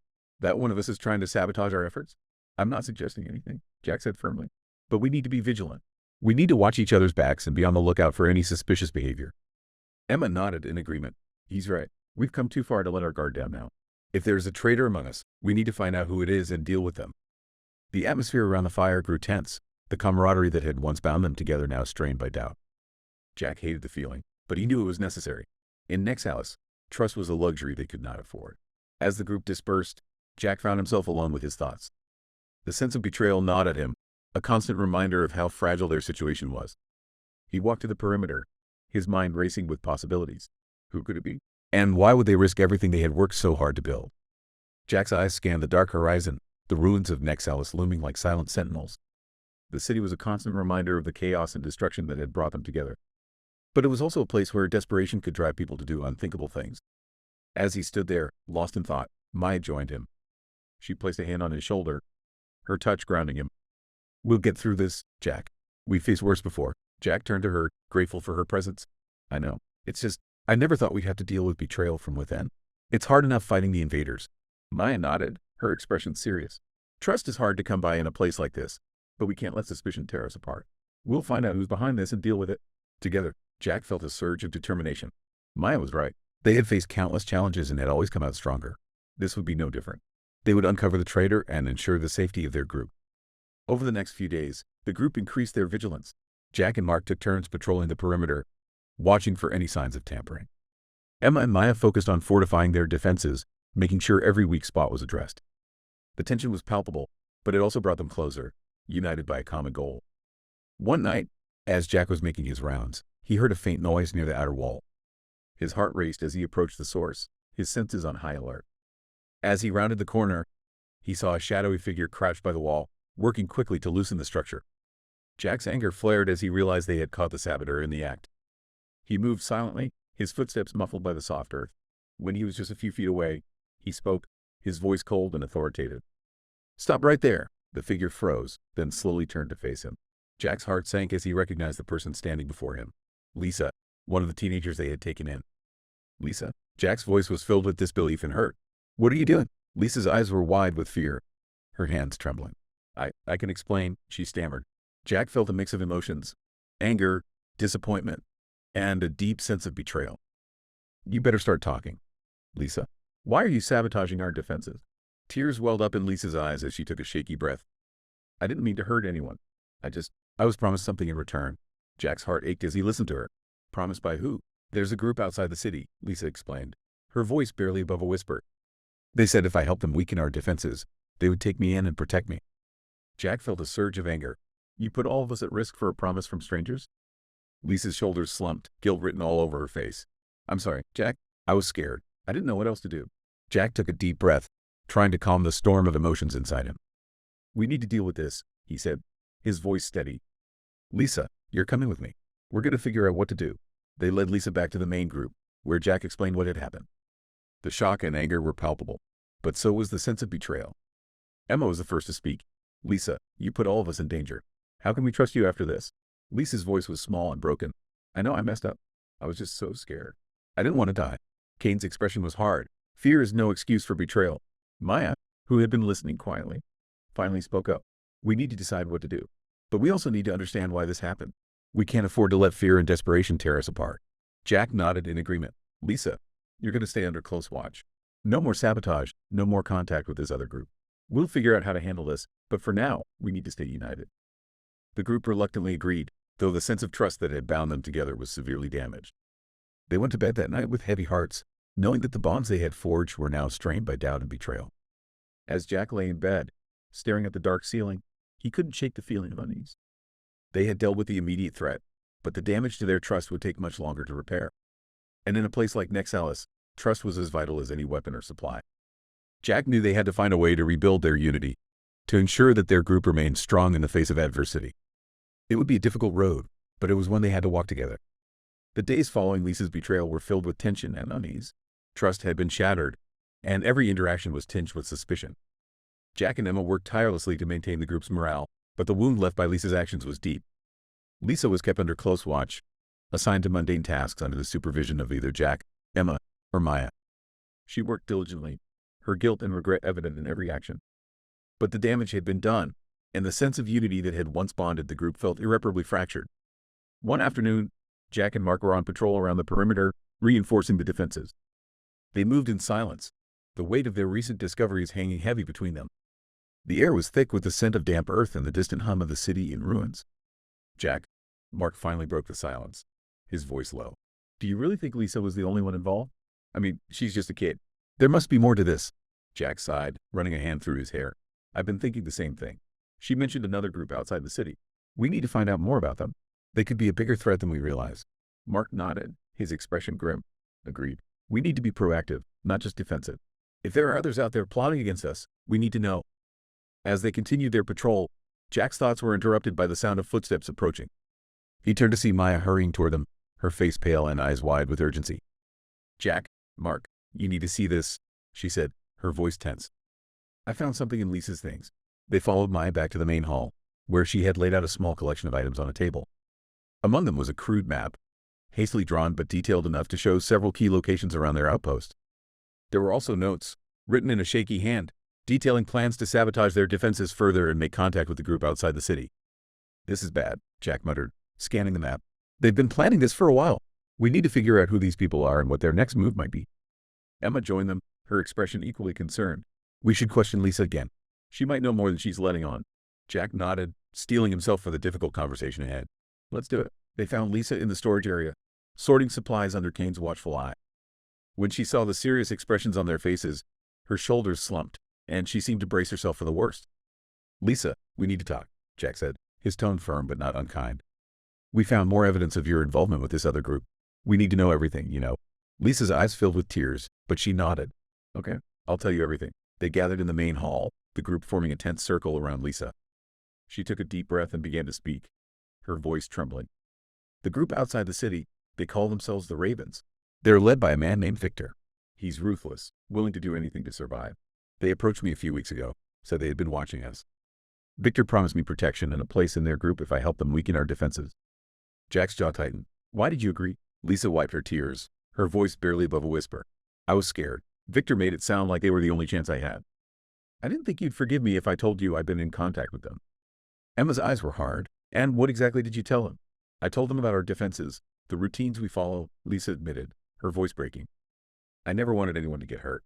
I was just so scared. Maya interjected, her voice calm and measured. Lisa, did Victor give you any indication of what their next move might be? Lisa nodded, swallowing hard. They're planning to attack soon. They've been gathering strength, waiting for the right moment to strike. Victor thinks we're weak now because of what I did. Jack exchanged a glance with Maya, his mind racing. They needed to act quickly to prepare for the impending attack. Thank you for telling us, Lisa. It's not easy, but we need to know everything if we're going to survive this. Emma turned to the group, her voice resolute. We need to prepare, reinforce the defenses, set up traps, and make sure everyone knows their role. We can't afford any more surprises. The group dispersed, each member diving into their assigned tasks with a renewed sense of urgency. Jack and Maya worked side by side, fortifying the walls and setting up additional traps around the perimeter.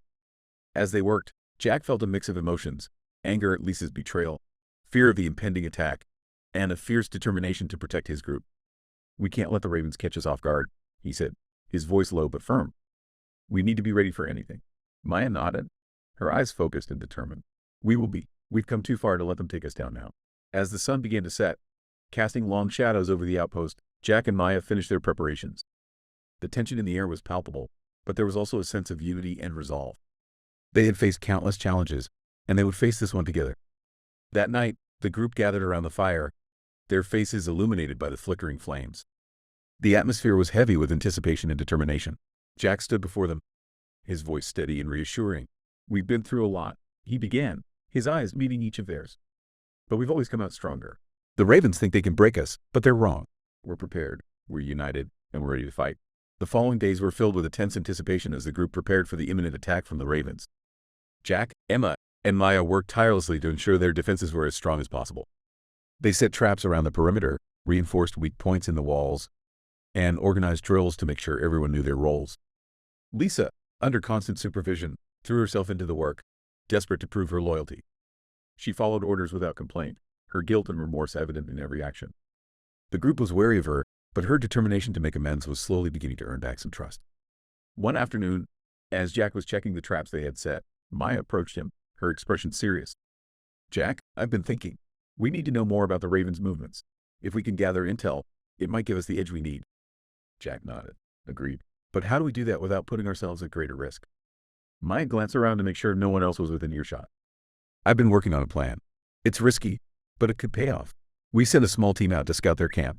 If we can find out their numbers and strategies, we'll be better prepared for their attack." Jack considered her proposal. It was dangerous, but the information could be invaluable. "Who do you have in mind for the team?" Maya's gaze was steady. "I'll go, and I think you should come too. We work well together, and we both know how to move quietly." Jack agreed, appreciating her confidence. "All right, we'll need to move fast and stay hidden. Let's brief Emma and Mark and get started." They gathered Emma and Mark in the main hall, explaining the plan. Emma's eyes were filled with concern. "It's dangerous, but I see the value. We need to be as prepared as possible. Just be careful out there." Mark added, "We'll hold down the fort while you're gone. Make sure to come back in one piece." Jack and Maya packed light, taking only what they needed for the mission. As they slipped out of the outpost under the cover of darkness, the weight of their task settled heavily on their shoulders. The ruins of Nexalis were eerily silent, the distant sounds of invaders a constant reminder of the danger they faced. They moved quickly and quietly, navigating the maze of rubble and abandoned buildings. Maya led the way, her eyes sharp and her movements deliberate. Jack followed closely, his senses on high alert. They knew the general direction of the Ravens' camp thanks to Lisa's information, but finding it without being detected would be a challenge. After several hours of careful navigation, they spotted signs of activity, a faint glow of a campfire, the murmur of voices. They slowed their pace, moving with even greater caution. As they approached, they found a vantage point overlooking the Ravens' camp. The camp was larger than they had expected. Dozens of people moved about, armed and alert. Jack and Maya observed silently, taking note of their numbers, the layout of the camp, and any potential weaknesses. They saw Victor, the leader Lisa had mentioned, giving orders with a commanding presence. "He's their leader," Maya whispered. "We need to know more about their plans." They continued to watch, hoping to overhear something useful. As the hours passed, they gathered valuable information about the Ravens' preparations and strategies. Jack felt a growing sense of urgency. They needed to get this information back to their group as soon as possible. Suddenly, Maya tensed beside him. "We need to move," she whispered urgently. "Now." Jack followed her gaze and saw what had alerted her, a patrol heading straight for their position. They retreated silently, their hearts pounding. They moved quickly but carefully, retracing their steps through the ruins. The patrol passed by without noticing them, and they breathed a sigh of relief. Once they were a safe distance away, Jack turned to Maya. "We have what we need. Let's get back to the outpost." The journey back was fraught with tension, every shadow and sound a potential threat. But Jack and Maya moved with the confidence of those who had faced danger before. As they approached the outpost, they were greeted by the watchful eyes of their companions, who opened the gates swiftly to let them in. Had defended their home and proven their resilience. Back inside, they gathered the group and shared what they had learned. The Ravens were well organized in preparing for a major attack, but they also had vulnerabilities that could be exploited. Emma listened intently, her expression resolute. "We need to use this information to our advantage. We'll strengthen our defenses and prepare for a counterattack. If we can catch them off guard, we might be able to turn the tide." Mark added, "We should also set up some decoys and traps outside the walls. Anything to slow them down and confuse their approach." As the group worked through the night, fortifying their defenses and planning their strategy, the sense of unity that had been strained by Lisa's betrayal began to strengthen once more. They were united by a common goal, to protect their home and each other. The following morning, as the first light of dawn crept over the horizon, Jack stood with Maya on the outpost walls, surveying their preparations. The air was thick with anticipation, but also with a sense of resolve. "We've done everything we can," Maya said, her voice steady. "Now we just have to wait." Jack nodded, feeling a mixture of anxiety and determination. "Whatever happens, we face it together." As the day progressed, the tension grew. The group remained on high alert, each member ready to spring into action at a moment's notice. They knew the Ravens could attack at any time, and they were prepared to defend their home with everything they had. Late in the afternoon, the warning came. A lookout spotted movement in the distance. Ravens approaching, armed and ready for battle. The group took their positions, their faces set with grim determination. The first wave of Ravens hit hard, but the group was ready. The traps and decoys slowed their advance, giving Jack and his companions the advantage they needed. They fought with a coordinated precision, their trust in each other evident in every movement. Jack and Maya moved together, their actions synchronized as they defended the walls. Emma directed the battle from the center, her voice calm and authoritative. Mark and Kane held the flanks, their strength and resilience a bulwark against the attackers. As the battle raged on, Jack saw Victor among the attackers, directing his forces with ruthless efficiency. He knew that taking Victor out could turn the tide in their favor. With a nod to Maya, he made his way toward the leader, determination burning in his eyes. Victor saw him coming and stepped forward, a cruel smile on his lips. "So, you're the one who's been giving us so much trouble. Let's see what you've got." The fight between Jack and Victor was intense, each blow exchanged with deadly intent. Jack's training and experience gave him an edge, but Victor was strong and relentless. As they battled, the chaos of the larger fight swirled around them. Maya fought her way through the crowd to reach Jack's side, providing support and keeping the other ravens at bay. Together, they pressed the attack, their combined strength overwhelming Victor. With a final, powerful strike, Jack brought Victor to his knees. The sight of their leader's defeat sent a ripple of panic through the ravens. Jack seized the moment, raising his voice above the din of battle. "Your leader is defeated. Leave now, or face the same fate." The remaining ravens hesitated, their resolve faltering. One by one, they began to retreat, their morale shattered. The group watched as their enemies fled, relief and exhaustion washing over them. As the dust settled and the adrenaline began to fade, Jack looked around at his companions. They were battered and bruised, but they had stood strong and defended their home. The sense of unity and trust that had been tested was now stronger than ever. Emma approached, a proud smile on her face. "We did it. We actually did it," Jack nodded, feeling a deep sense of pride and gratitude. "We did, and we did it together." Maya stepped forward, her eyes reflecting the same pride. "This is just the beginning. We've shown that we can face any challenge. Together, we're unstoppable." As the group gathered around the fire that night, their spirits lifted by the victory, Jack felt a renewed sense of hope. They had faced betrayal and come out stronger. Chapter 7, The Siege Part 1. The unyielding assault. The days after their victory over the ravens were filled with a tense calm. The group worked diligently to repair the damage from the battle and reinforce their defenses. But the reprieve was short-lived. The invaders, sensing weakness, began a relentless assault on the outpost, turning their victory into a prolonged siege. The first sign of trouble came at dawn. Jack was on the walls, keeping watch as the first light of daybreak filtered through the ruins of Nexalis. The landscape was quiet, too quiet. The usual distant noises of the city were absent, replaced by an eerie stillness. He spotted them just as the sun began to rise. A mass of invaders, larger and more organized than any they had faced before, moving towards the outpost with deadly intent. Jack's heart pounded as he sounded the alarm, the warning echoing through the outpost. The group scrambled to their positions, their faces set with determination. Jack took charge, directing the defenses with the precision and calm of a seasoned leader. He had learned to trust his instincts and the abilities of his companions, knowing that their survival depended on their unity and resolve. "Maya, get to the command center and monitor their movements," Jack ordered. "Emma, organize the medics and make sure we have supplies ready. Mark, Kane, and I will hold the front lines." They moved swiftly, their actions a testament to their discipline and cohesion. Maya quickly set up her surveillance equipment, her analytical mind working overtime to track the invaders' patterns. Emma gathered the medics, organizing their supplies and setting up triage stations. Mark and Kane took up defensive positions, their weapons ready. As the invaders closed in, Jack felt a surge of adrenaline. He positioned himself on the front line, his rifle at the ready. The first wave hit hard, the invaders crashing against their defenses like a relentless tide. The air was filled with the sound of gunfire, the roar of the invaders, and the shouts of the defenders. Jack moved with practiced efficiency, his rifle an extension of his will. He and Mark fought side by side, their movements synchronized and deadly. Each kill added to their points, the holographic interface flashing with each confirmed hit. But the cost was high, their energy and morale wearing thin under the relentless assault. As the hours dragged on, the siege showed no signs of letting up. The invaders pressed their attack, testing the defenses at every turn. Jack could see the strain on his companions' faces, the exhaustion in their eyes. But he also saw their determination, their refusal to give in. "Maya, any signs of a break in their lines?" Jack shouted over the din of battle. Maya's voice crackled through the comms. "Not yet. They're relentless. But we're holding. Keep pushing." Emma moved through the battlefield, tending to the wounded with a calm efficiency. Her presence was a beacon of hope, her steady hands and soothing words giving strength to those around her. Jack watched as she comforted a young fighter, her words barely audible over the noise of battle.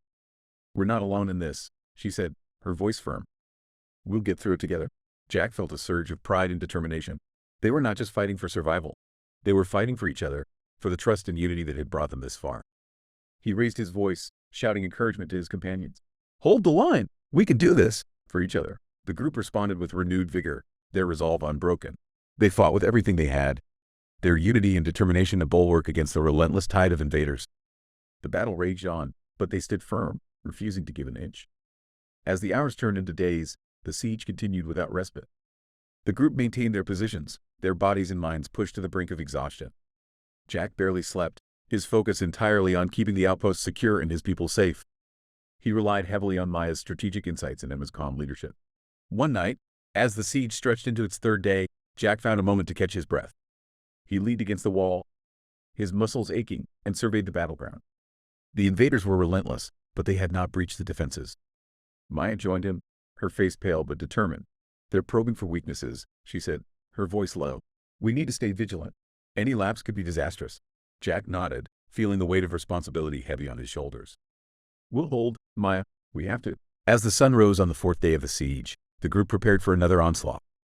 They were tired, their resources stretched thin, but their spirit remained unbroken. Jack moved among them, offering words of encouragement and reassurance. "Stay strong," he said, his voice filled with determination. "We're in this together. We face worse and come out stronger. We'll do it again." The invaders launched their attack with renewed ferocity, the air filled with the sound of battle. Jack and his companions fought with everything they had, their unity and resolve a powerful force against the enemy. They knew the stakes were high, but they also knew they could not afford to falter. As the battle raged on, Jack found himself next to Emma. She was covered in dirt and sweat, but her eyes were fierce with determination. "We're holding, Jack," she said, her voice strong. "We're holding." Jack felt a surge of pride. "Yes, we are, and we'll keep holding for each other." The hours stretched into an unending blur of combat and strategy, but the group held firm. They had become a well-oiled machine, each member playing their part with precision and determination. Jack's leadership, Emma's calm, and Maya's strategy were the pillars of their defense, and together, they were unbreakable. As the sun began to set, casting a blood-red glow over the battlefield, Jack saw a flicker of hesitation in the invaders' ranks. They were tiring, their attacks losing some of their initial ferocity. It was a small but significant shift, a sign that the tide might be turning. "Keep pushing," Jack shouted, his voice cutting through the chaos. "We've got them on the ropes." The group responded with a renewed surge of energy, their movements precise and deadly. They fought with everything they had, their unity and determination a beacon of hope in the darkness of the siege. Jack moved through the battlefield with a sense of purpose, his rifle an extension of his will. He knew the battle was far from over, but he also knew they were making progress. They were holding the line, and for the first time, he felt a glimmer of hope. As the night settled in and the battle finally began to wane, Jack gathered his companions around the fire. They were exhausted, their bodies and minds pushed to the limit, but they were also filled with a fierce determination. "We faced the worst, and we're still standing," Jack said, his voice steady and strong. "We'll get through this siege. We'll hold our home, together." The relentless siege continued for weeks, with no end in sight. The invaders showed no signs of relenting, their attacks as fierce and unyielding as ever.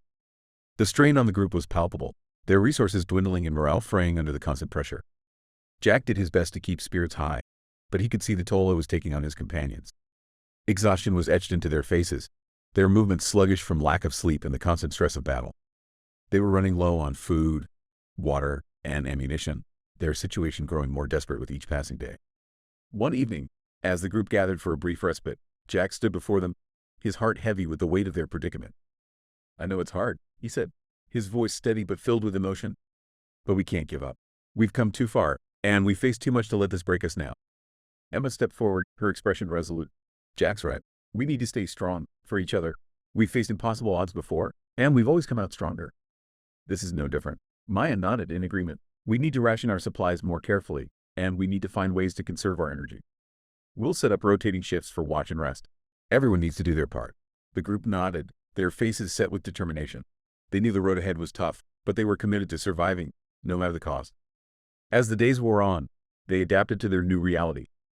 They rationed their supplies meticulously, making every bite of food and drop of water count.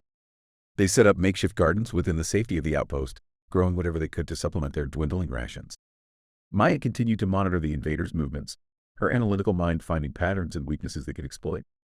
She worked tirelessly, often sacrificing her own rest to ensure the group had the best possible chance of survival.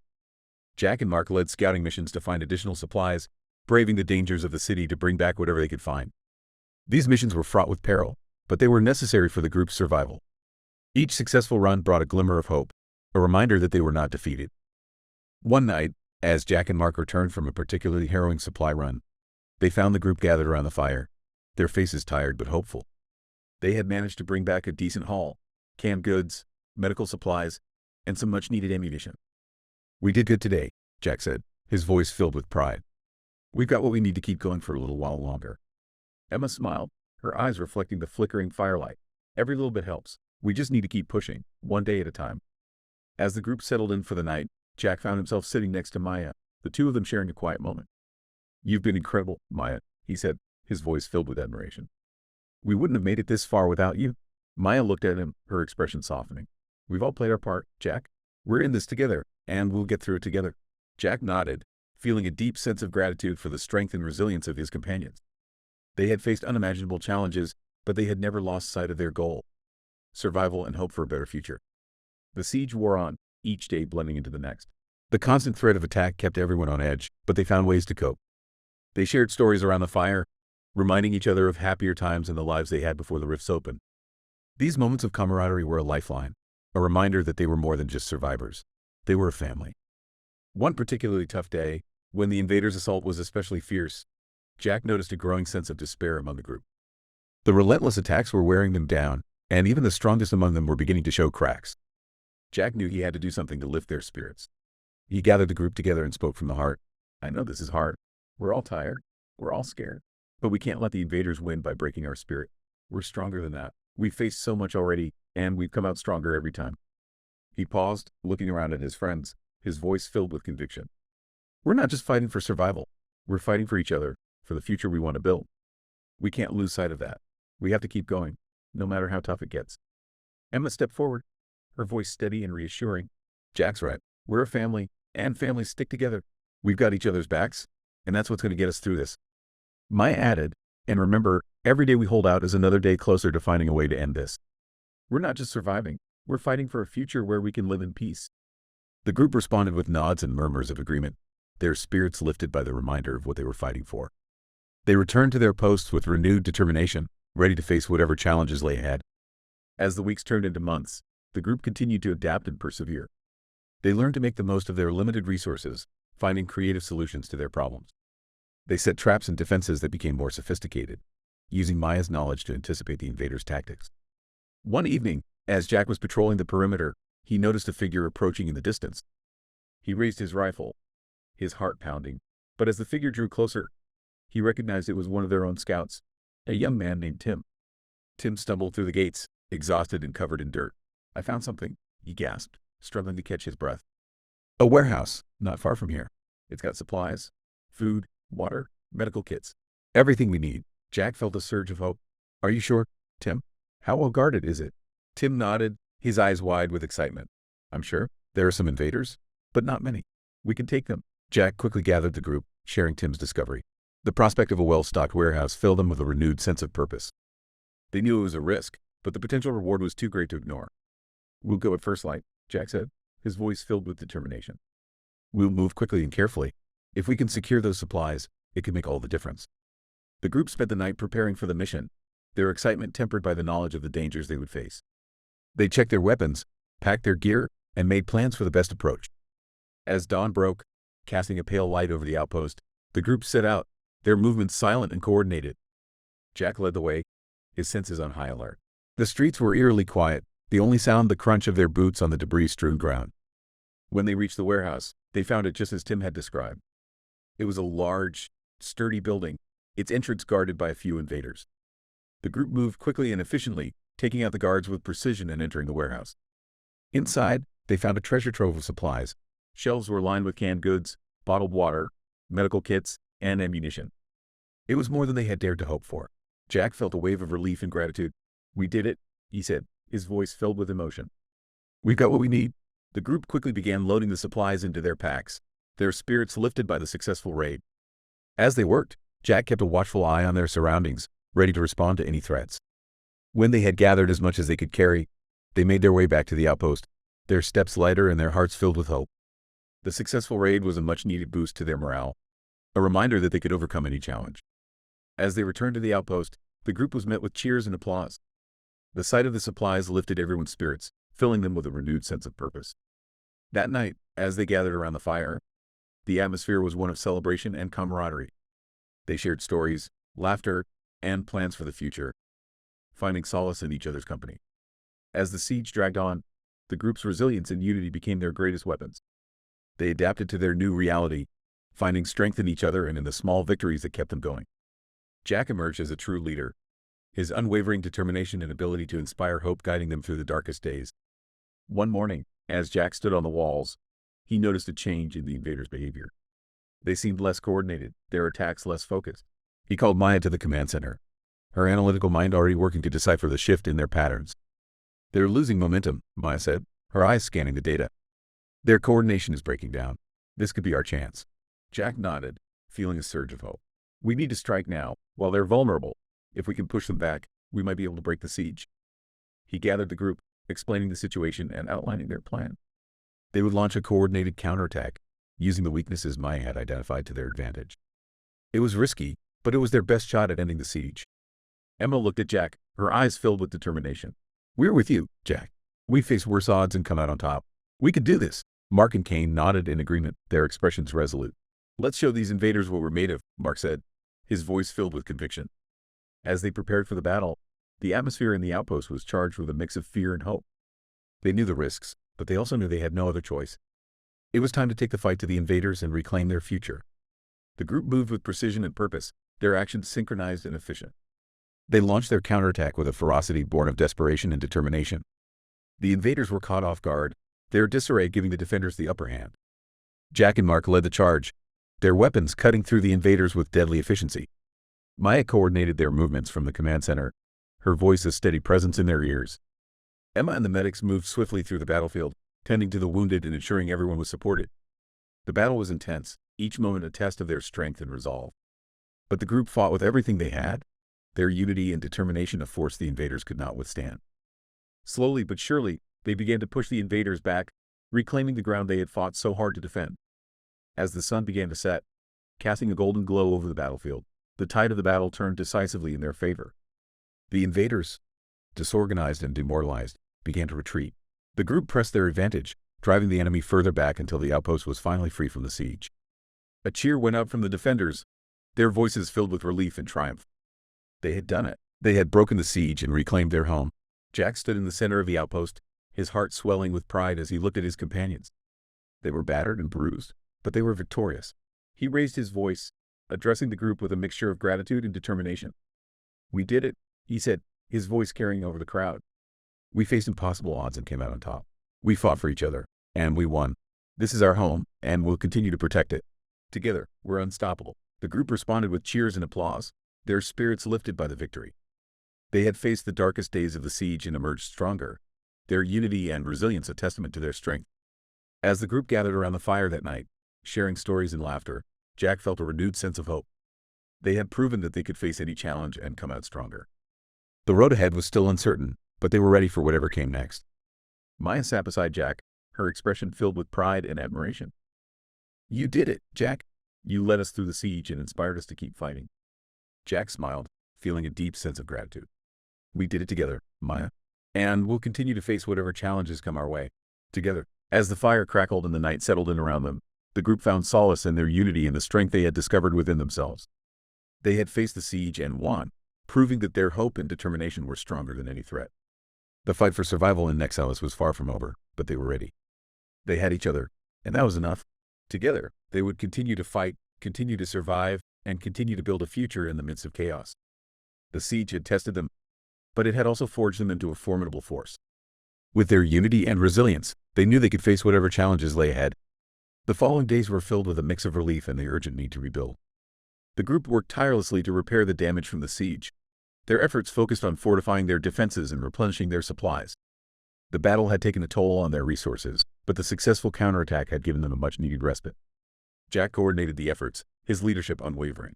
He assigned tasks based on each member's strengths, ensuring that everyone played a role in the recovery process. Emma oversaw the medical supplies and tended to the wounded, her presence a constant source of comfort. Maya continued to analyze the data, looking for any signs of further threats and optimizing their defenses.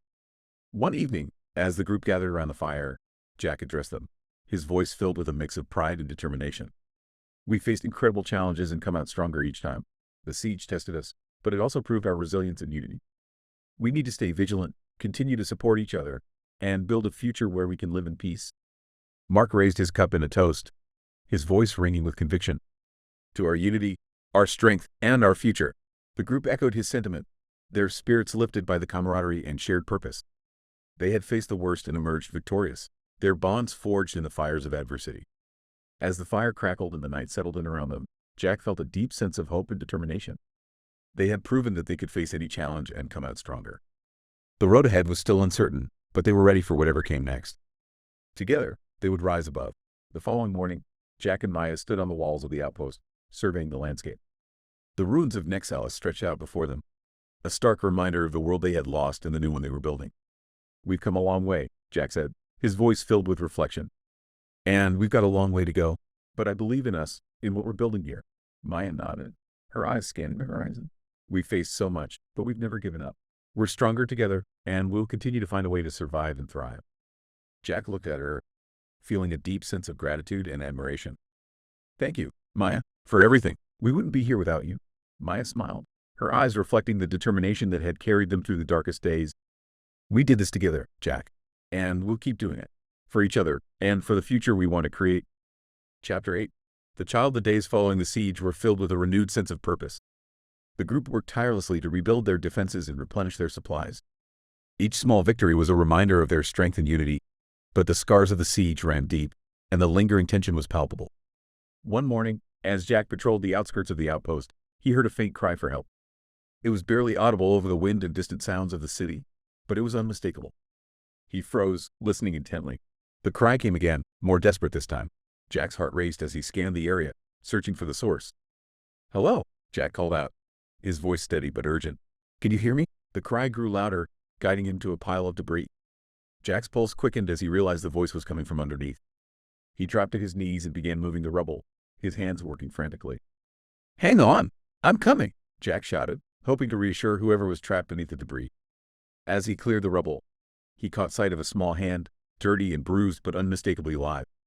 Jack's heart clenched as he worked even faster, lifting a large piece of concrete to reveal a young girl, no more than 7 or 8 years old, her face streaked with dirt and tears.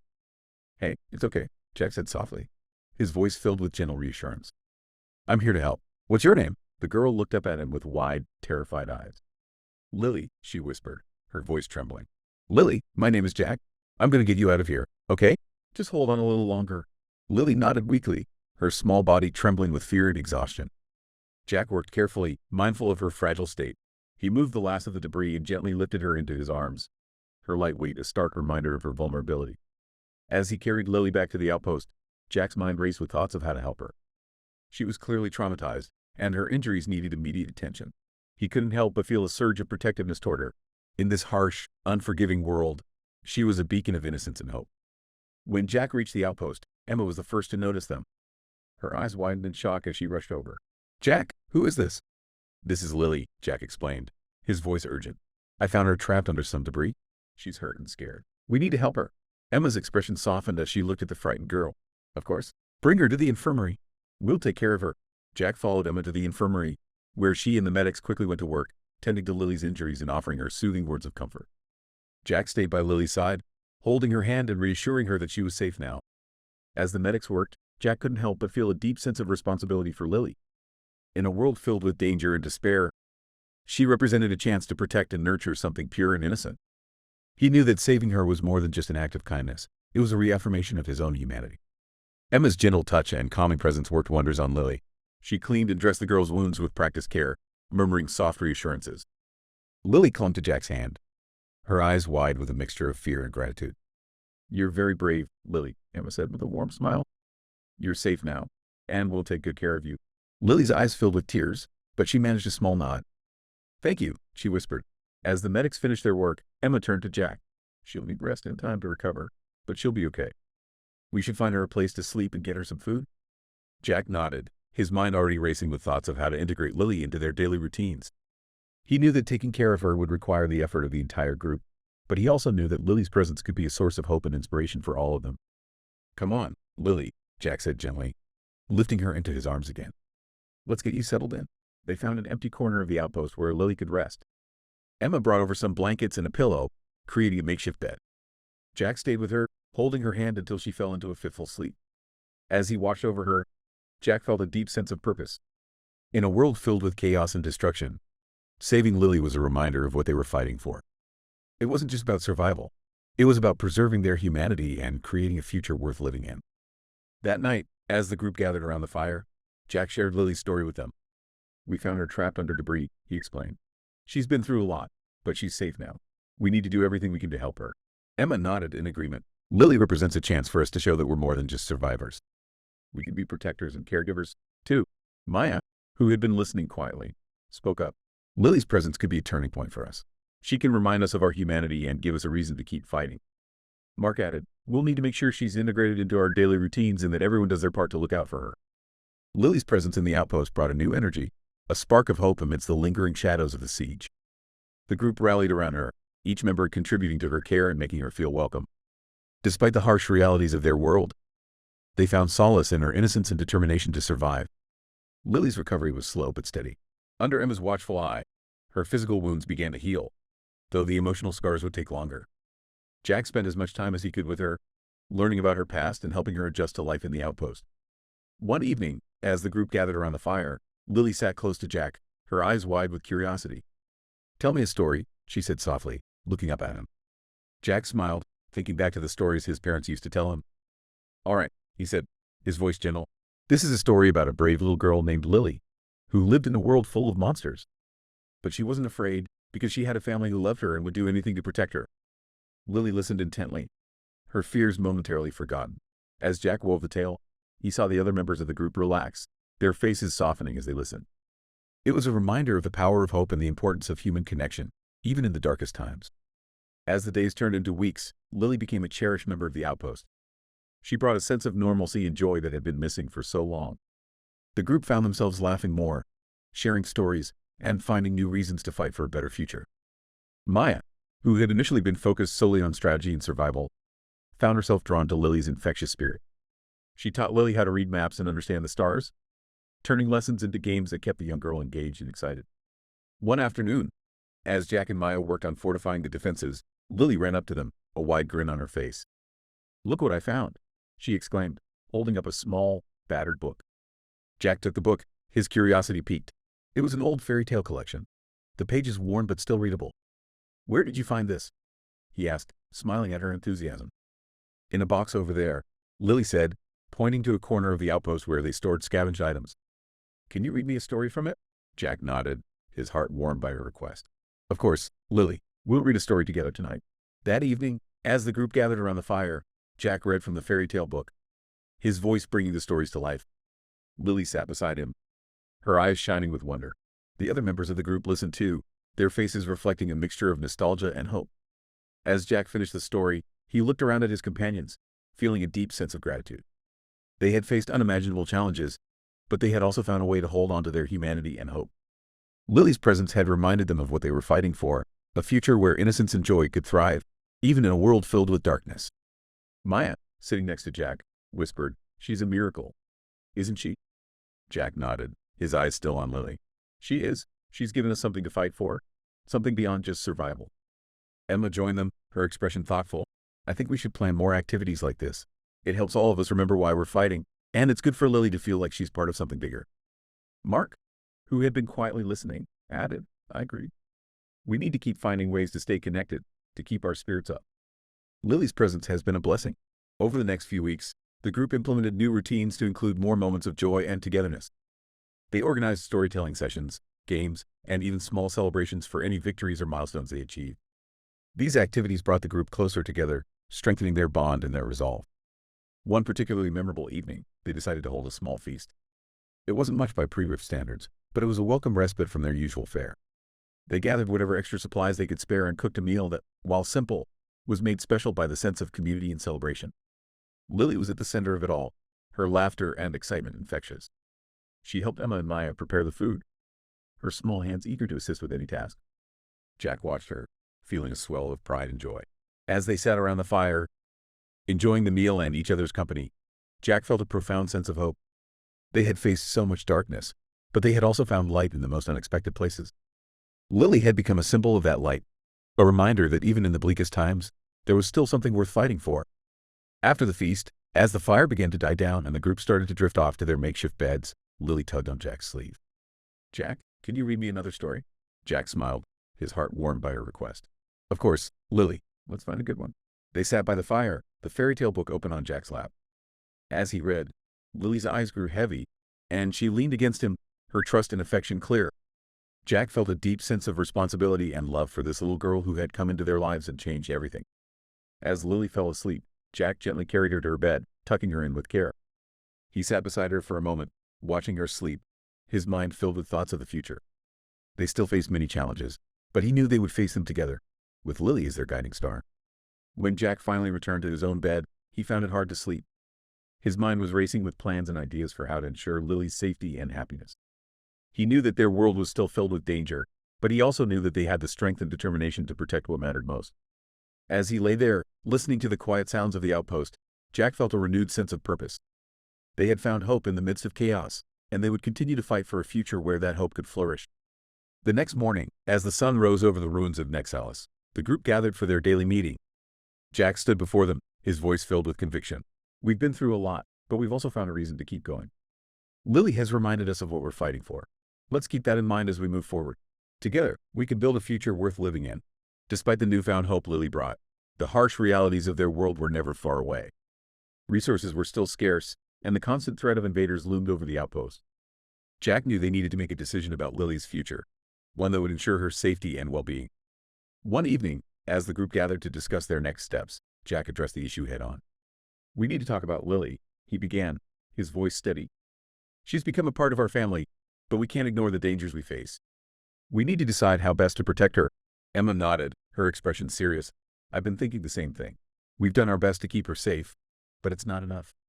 We need a long-term plan." Maya added, "There's a rumor of a safe haven not far from here. A place where survivors have built a community, protected from the invaders. It's risky, but it might be the best option for Lily." The group fell silent, each member considering the weight of Maya's words.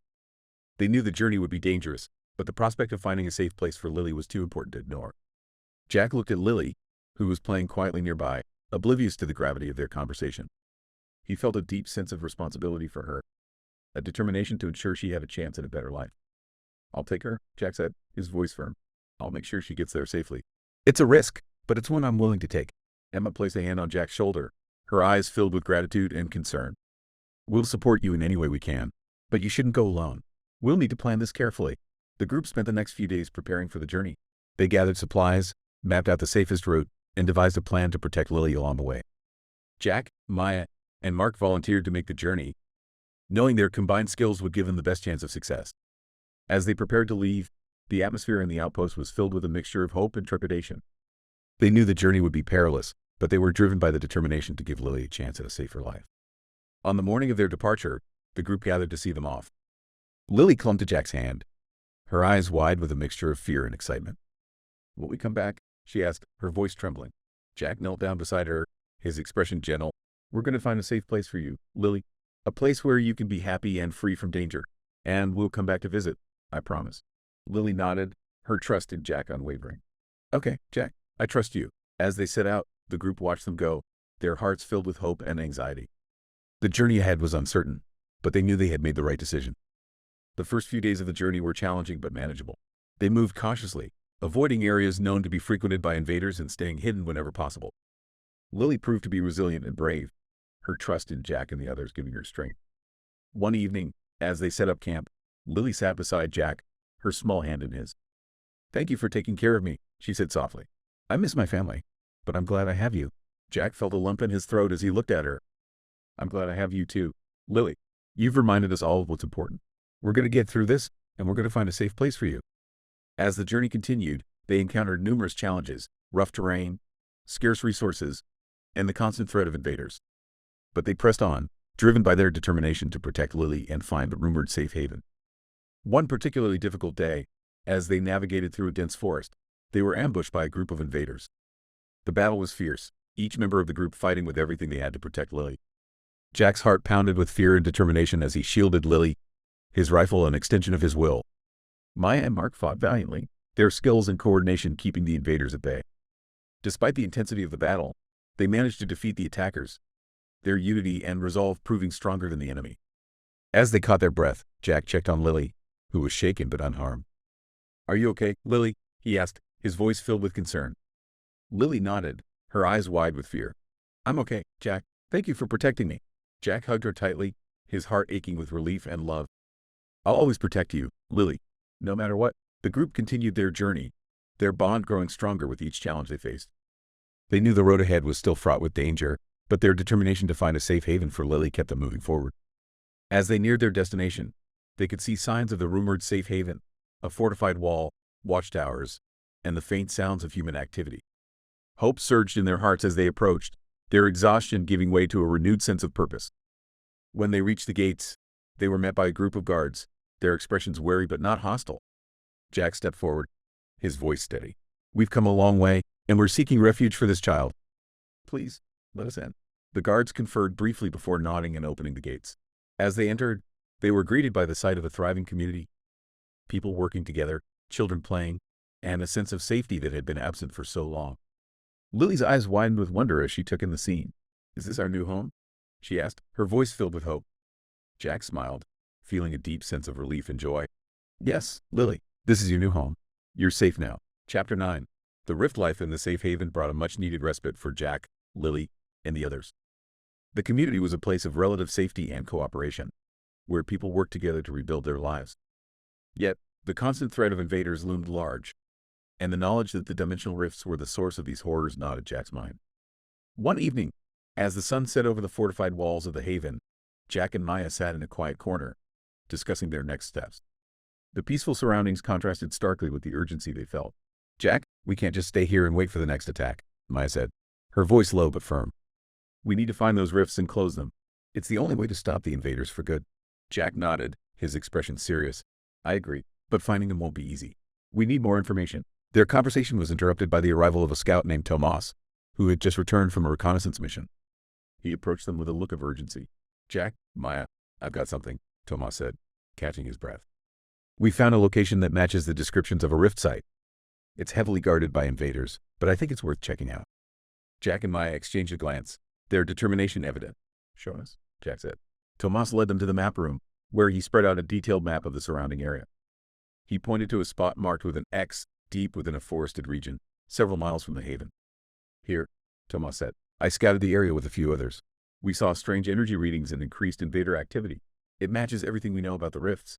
Jack studied the map, feeling a mixture of excitement and apprehension. "We need to gather a team and prepare for a mission to close this rift," he said. "This could be our chance to make a real difference." Maya nodded, her mind already working on the logistics. "We'll need our best fighters and our most knowledgeable people. This won't be easy, but if we can close that rift, we can cut off one of their main sources." The next few days were spent preparing for the mission. Jack and Maya handpicked a team of skilled fighters and strategists, including Emma, Mark, and a few new allies from the haven. They gathered supplies, weapons, and equipment necessary for the dangerous journey ahead. As they made their final preparations, Lily approached Jack, her eyes filled with concern. "Are you going to fight the monsters?" she asked, her voice small but determined. Jack knelt down to her level, his expression gentle. "Yes, Lily, we're going to try to stop the monsters from coming through the rift. It's dangerous, but we need to do it to keep everyone safe." Lily nodded, her trust in Jack unwavering. "Be careful, Jack. Come back safe." Jack hugged her tightly, feeling a surge of determination. "I promise, Lily, we'll come back." The morning of their departure, the group gathered at the gates of the haven. The community members watched them with a mix of hope and anxiety, understanding the importance of their mission. "Stay safe," the leader of the haven, a woman named Sarah, said as she saw them off. "We're counting on you." Jack and his team set out, their hearts filled with resolve. The journey to the rift would be perilous, but they were ready to face whatever challenges lay ahead. They knew that the fate of their world depended on their success. The forested region Tomas had marked on the map was dense and foreboding. The towering trees and thick underbrush made their progress slow and difficult. Every rustle of leaves and distant sound put the group on edge, knowing that invaders could be lurking nearby. Jack led the way, his senses on high alert.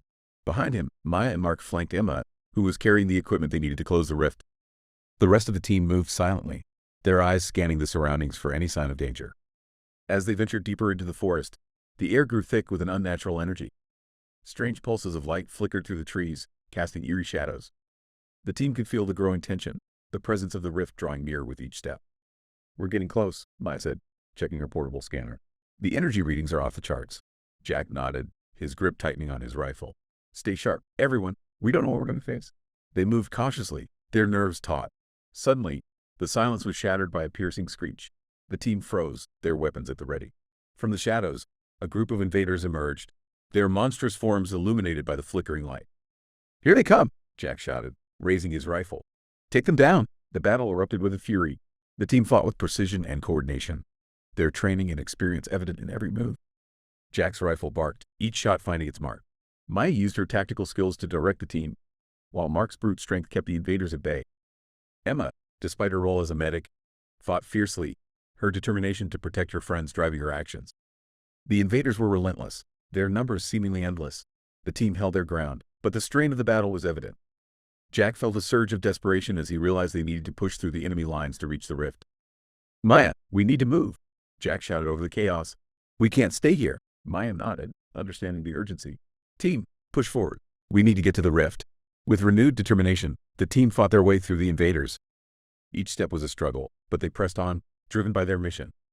The closer they got to the rift, the more intense the energy became, pulsing through the air and making it difficult to breathe.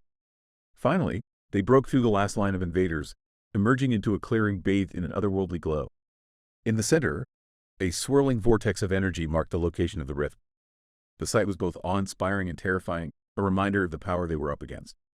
"We made it," Jack said, his voice filled with a mix of relief and determination. "Now we need to close it." Emma quickly set up the equipment, her hands moving with practiced efficiency. The rest of the team formed a defensive perimeter, their eyes scanning for any signs of additional threats. As Emma worked, the rift pulsed with increasing intensity. The ground beneath them trembled, and the air was filled with a deafening roar. Jack felt a surge of adrenaline as he realized they were running out of time. "Hurry, Emma!" he shouted, his voice barely audible over the noise. "We need to close it now." Emma nodded, her face set with determination. She made the final adjustments, and with a push of a button, the equipment activated. A beam of light shot towards the rift, clashing with the swirling energy. The ground shook violently, and the rift's roar grew louder. The team braced themselves, their eyes fixed on the rift as it began to shrink. The energy pulsed erratically, the light intensifying until it was blinding. With a final, earth-shaking burst, the rift collapsed in on itself, the light dissipating into nothingness. The clearing fell silent, the oppressive energy lifting. The team stood in stunned silence, their breaths coming in ragged gasps. "We did it," Jack said, his voice filled with awe and exhaustion. "We closed the rift." The forested region Tomas had marked on the map was dense and foreboding. The towering trees and thick underbrush made their progress slow and difficult. Every rustle of leaves and distant sound put the group on edge, knowing that invaders could be lurking nearby. Jack led the way, his senses on high alert. Behind him, Maya and Mark flanked Emma, who was carrying the equipment they needed to close the rift. The rest of the team moved silently, their eyes scanning the surroundings for any sign of danger. As they ventured deeper into the forest, the air grew thick with an unnatural energy. Strange pulses of light flickered through the trees, casting eerie shadows. The team could feel the growing tension, the presence of the rift drawing nearer with each step. "We're getting close," Maya said, checking her portable scanner. "The energy readings are off the charts." Jack nodded, his grip tightening on his rifle. "Stay sharp, everyone. We don't know what we're going to face." They moved cautiously, their nerves taut. Suddenly, the silence was shattered by a piercing screech. The team froze, their weapons at the ready. From the shadows, a group of invaders emerged, their monstrous forms illuminated by the flickering light.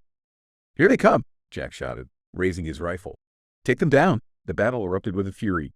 The team fought with precision and coordination, their training and experience evident in every move. Jack's rifle barked, each shot finding its mark. Maya used her tactical skills to direct the team, while Mark's brute strength kept the invaders at bay. Emma, despite her role as a medic, fought fiercely, her determination to protect her friends driving her actions. The invaders were relentless, their numbers seemingly endless. The team held their ground, but the strain of the battle was evident. Jack felt a surge of desperation as he realized they needed to push through the enemy lines to reach the rift. "Maya, we need to move!" Jack shouted over the chaos. "We can't stay here!" Maya nodded, understanding the urgency.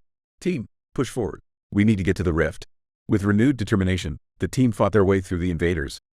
Each step was a struggle, but they pressed on, driven by their mission. The closer they got to the rift, the more intense the energy became, pulsing through the air and making it difficult to breathe. Finally, they broke through the last line of invaders, emerging into a clearing bathed in an otherworldly glow. In the center, a swirling vortex of energy marked the location of the rift. The sight was both awe-inspiring and terrifying, a reminder of the power they were up against. "We made it," Jack said, his voice filled with a mix of relief and determination. "Now we need to close it." Emma quickly set up the equipment, her hands moving with practiced efficiency. The rest of the team formed a defensive perimeter, their eyes scanning for any signs of additional threats. As Emma worked, the rift pulsed with increasing intensity, the ground beneath them trembled, and the air was filled with a deafening roar. Jack felt a surge of adrenaline as he realized they were running out of time. "Hurry, Emma," he shouted, his voice barely audible over the noise. "We need to close it now." Emma nodded, her face set with determination. She made the final adjustments, and with a push of a button, the equipment activated. A beam of light shot towards the rift, clashing with the swirling energy. The ground shook violently, and the rift's roar grew louder.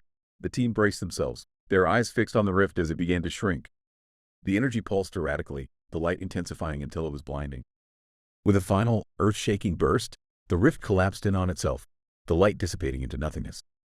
The clearing fell silent, the oppressive energy lifting. The team stood in stunned silence, their breaths coming in ragged gasps. "We did it," Jack said, his voice filled with awe and exhaustion. "We closed the rift." The team let out a collective sigh of relief, their faces reflecting the enormity of their achievement. They had faced incredible danger and emerged victorious. But they knew their mission was far from over. There were more rifts to close and more battles to fight. The journey back to the safe haven was filled with a mixture of exhaustion and elation.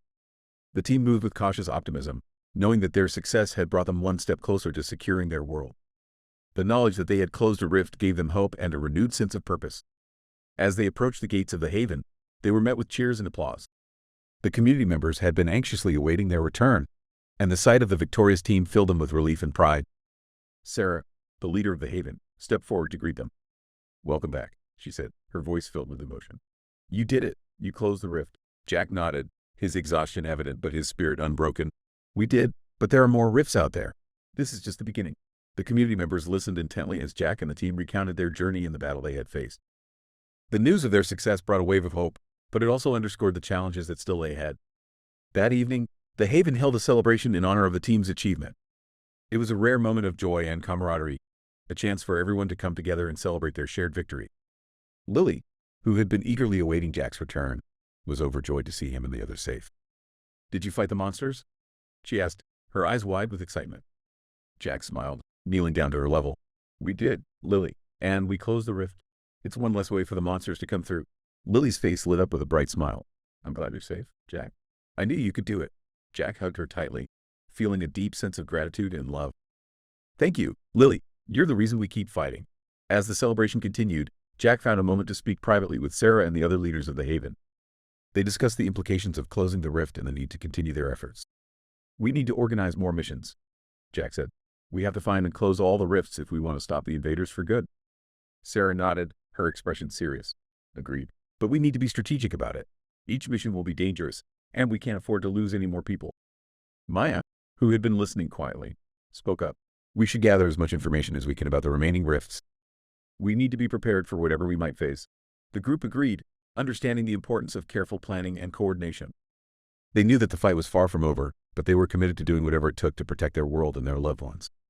The following days were spent recovering from the mission and preparing for the challenges ahead. Jack and his team debriefed the community, sharing their experiences and insights to help prepare for future missions.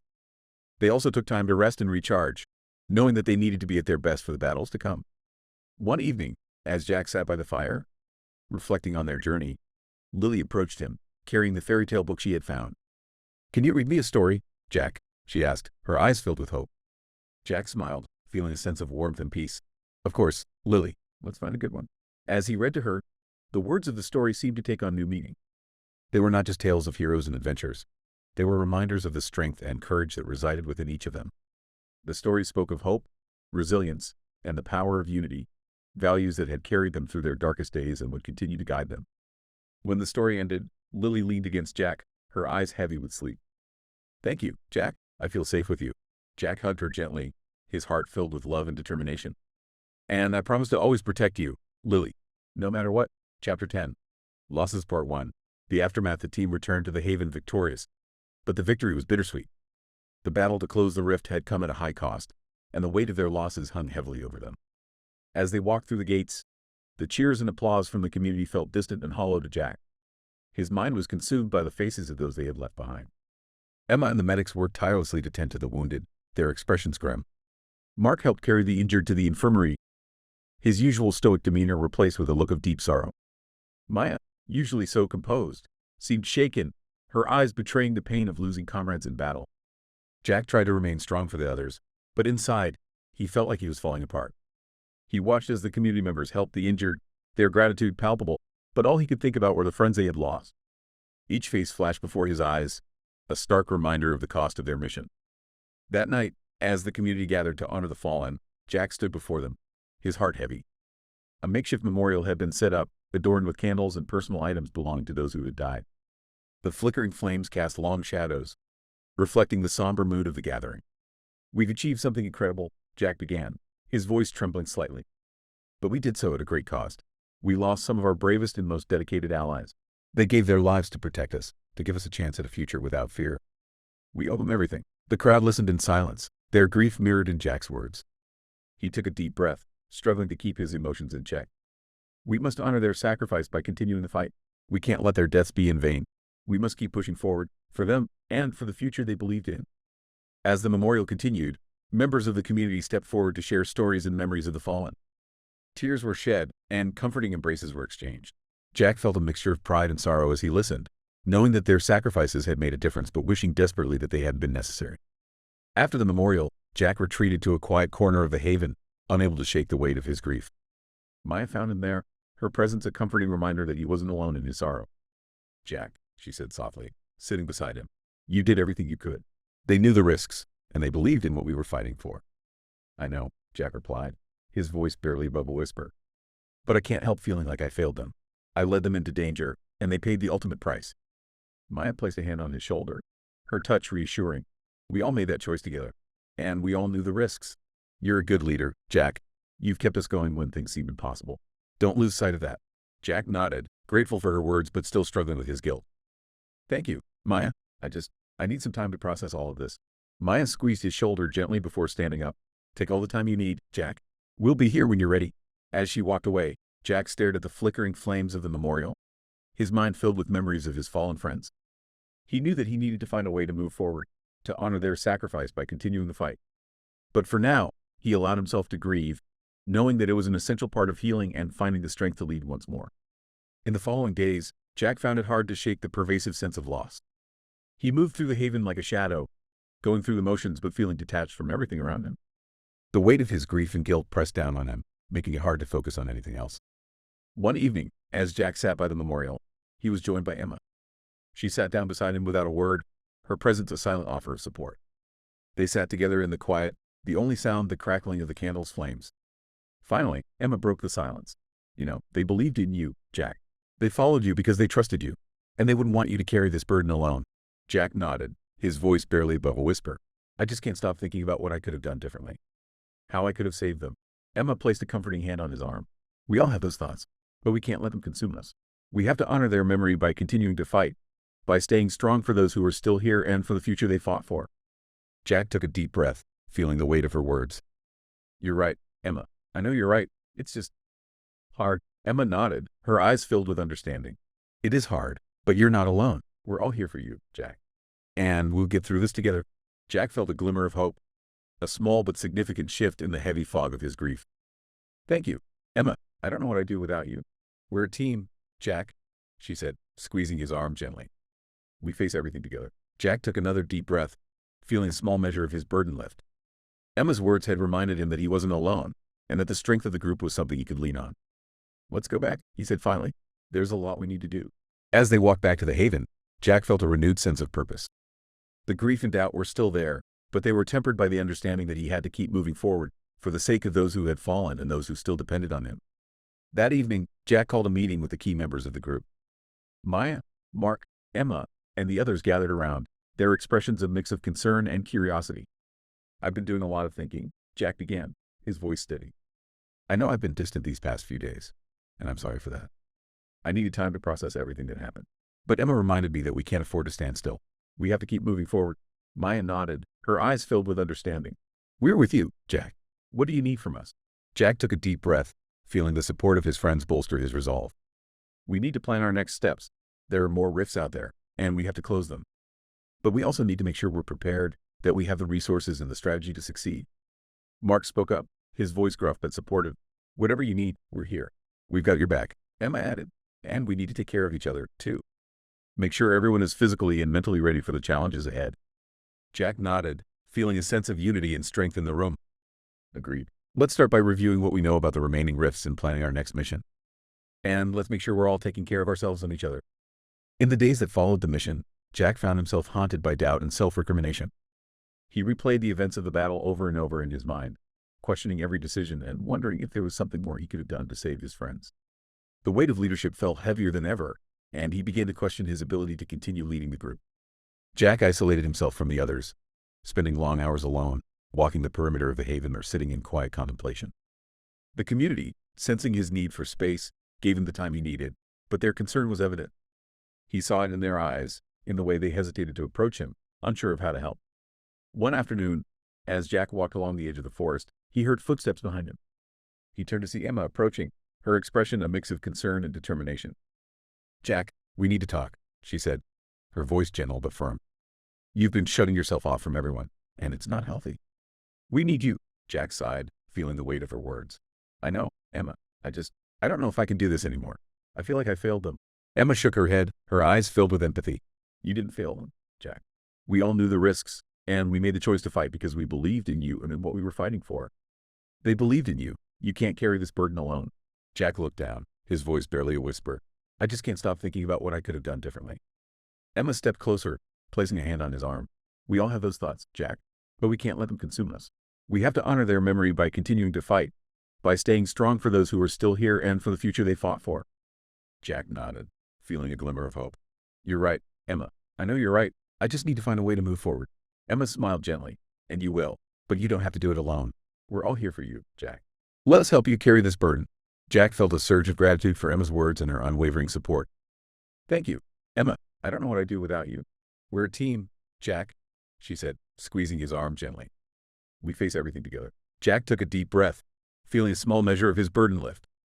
Emma's words had reminded him that he wasn't alone, and that the strength of the group was something he could lean on. "Let's go back," he said finally. "There's a lot we need to do." As they walked back to the haven, Jack felt a renewed sense of purpose. The grief and doubt were still there, but they were tempered by the understanding that he had to keep moving forward for the sake of those who had fallen and those who still depended on him. That evening, Jack called a meeting with the key members of the group. Maya, Mark, Emma, and the others gathered around, their expressions a mix of concern and curiosity. "I've been doing a lot of thinking," Jack began, his voice steady. "I know I've been distant these past few days, and I'm sorry for that. I needed time to process everything that happened. But Emma reminded me that we can't afford to stand still. We have to keep moving forward." Maya nodded, her eyes filled with understanding. "We're with you, Jack. What do you need from us?" Jack took a deep breath, feeling the support of his friends bolster his resolve. "We need to plan our next steps.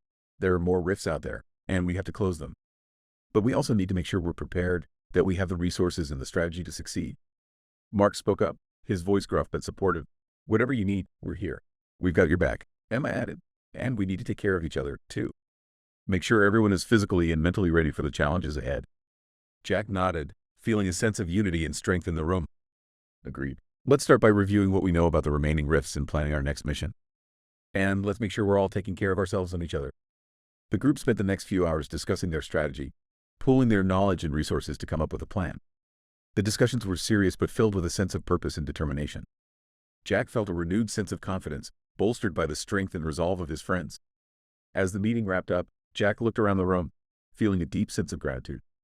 "Thank you, everyone. We could do this together." That night, as the community settled down to rest, Jack found himself sitting by the memorial once more. The candles flickered in the darkness, casting a warm glow over the mementos of the fallen. He thought about each of them, their bravery, their sacrifice, and their belief in the cause. "I won't let you down," he whispered, his voice filled with resolve. "We'll finish what we started." With that promise in his heart, Jack stood up and walked back to his quarters. There was still much to be done, and he knew that the road ahead would be filled with challenges. But he also knew that he wasn't alone, and that together they could face whatever came their way. In the days that followed, the group threw themselves into preparations for their next mission. They scouted for resources, trained tirelessly, and worked on strengthening their defenses. The losses they had suffered were a constant reminder of the stakes, but they also served as a source of motivation. Jack made a conscious effort to be more present, to reconnect with the community and his team. He checked in with each member, ensuring they were coping with their grief and ready for the challenges ahead. He also took time to listen, to share in their stories and their memories of those they had lost. One afternoon, as Jack and Maya were reviewing maps and planning their next move, Lily approached them, her eyes wide with curiosity. "What are you doing?" she asked, peering at the maps spread out before them. "We're planning our next mission," Jack explained, his voice gentle. "We have to find and close more rifts to stop the monsters from coming through." Lily nodded thoughtfully. "Can I help?" Jack smiled, feeling a surge of affection for the young girl who had become such an important part of their lives. "You already help us by being here, Lily. You remind us of why we're fighting." Lily beamed at his words, her eyes shining with pride. "I'll keep being brave, Jack. For you and for everyone." Jack reached out and ruffled her hair. "You're already the bravest person I know, Lily."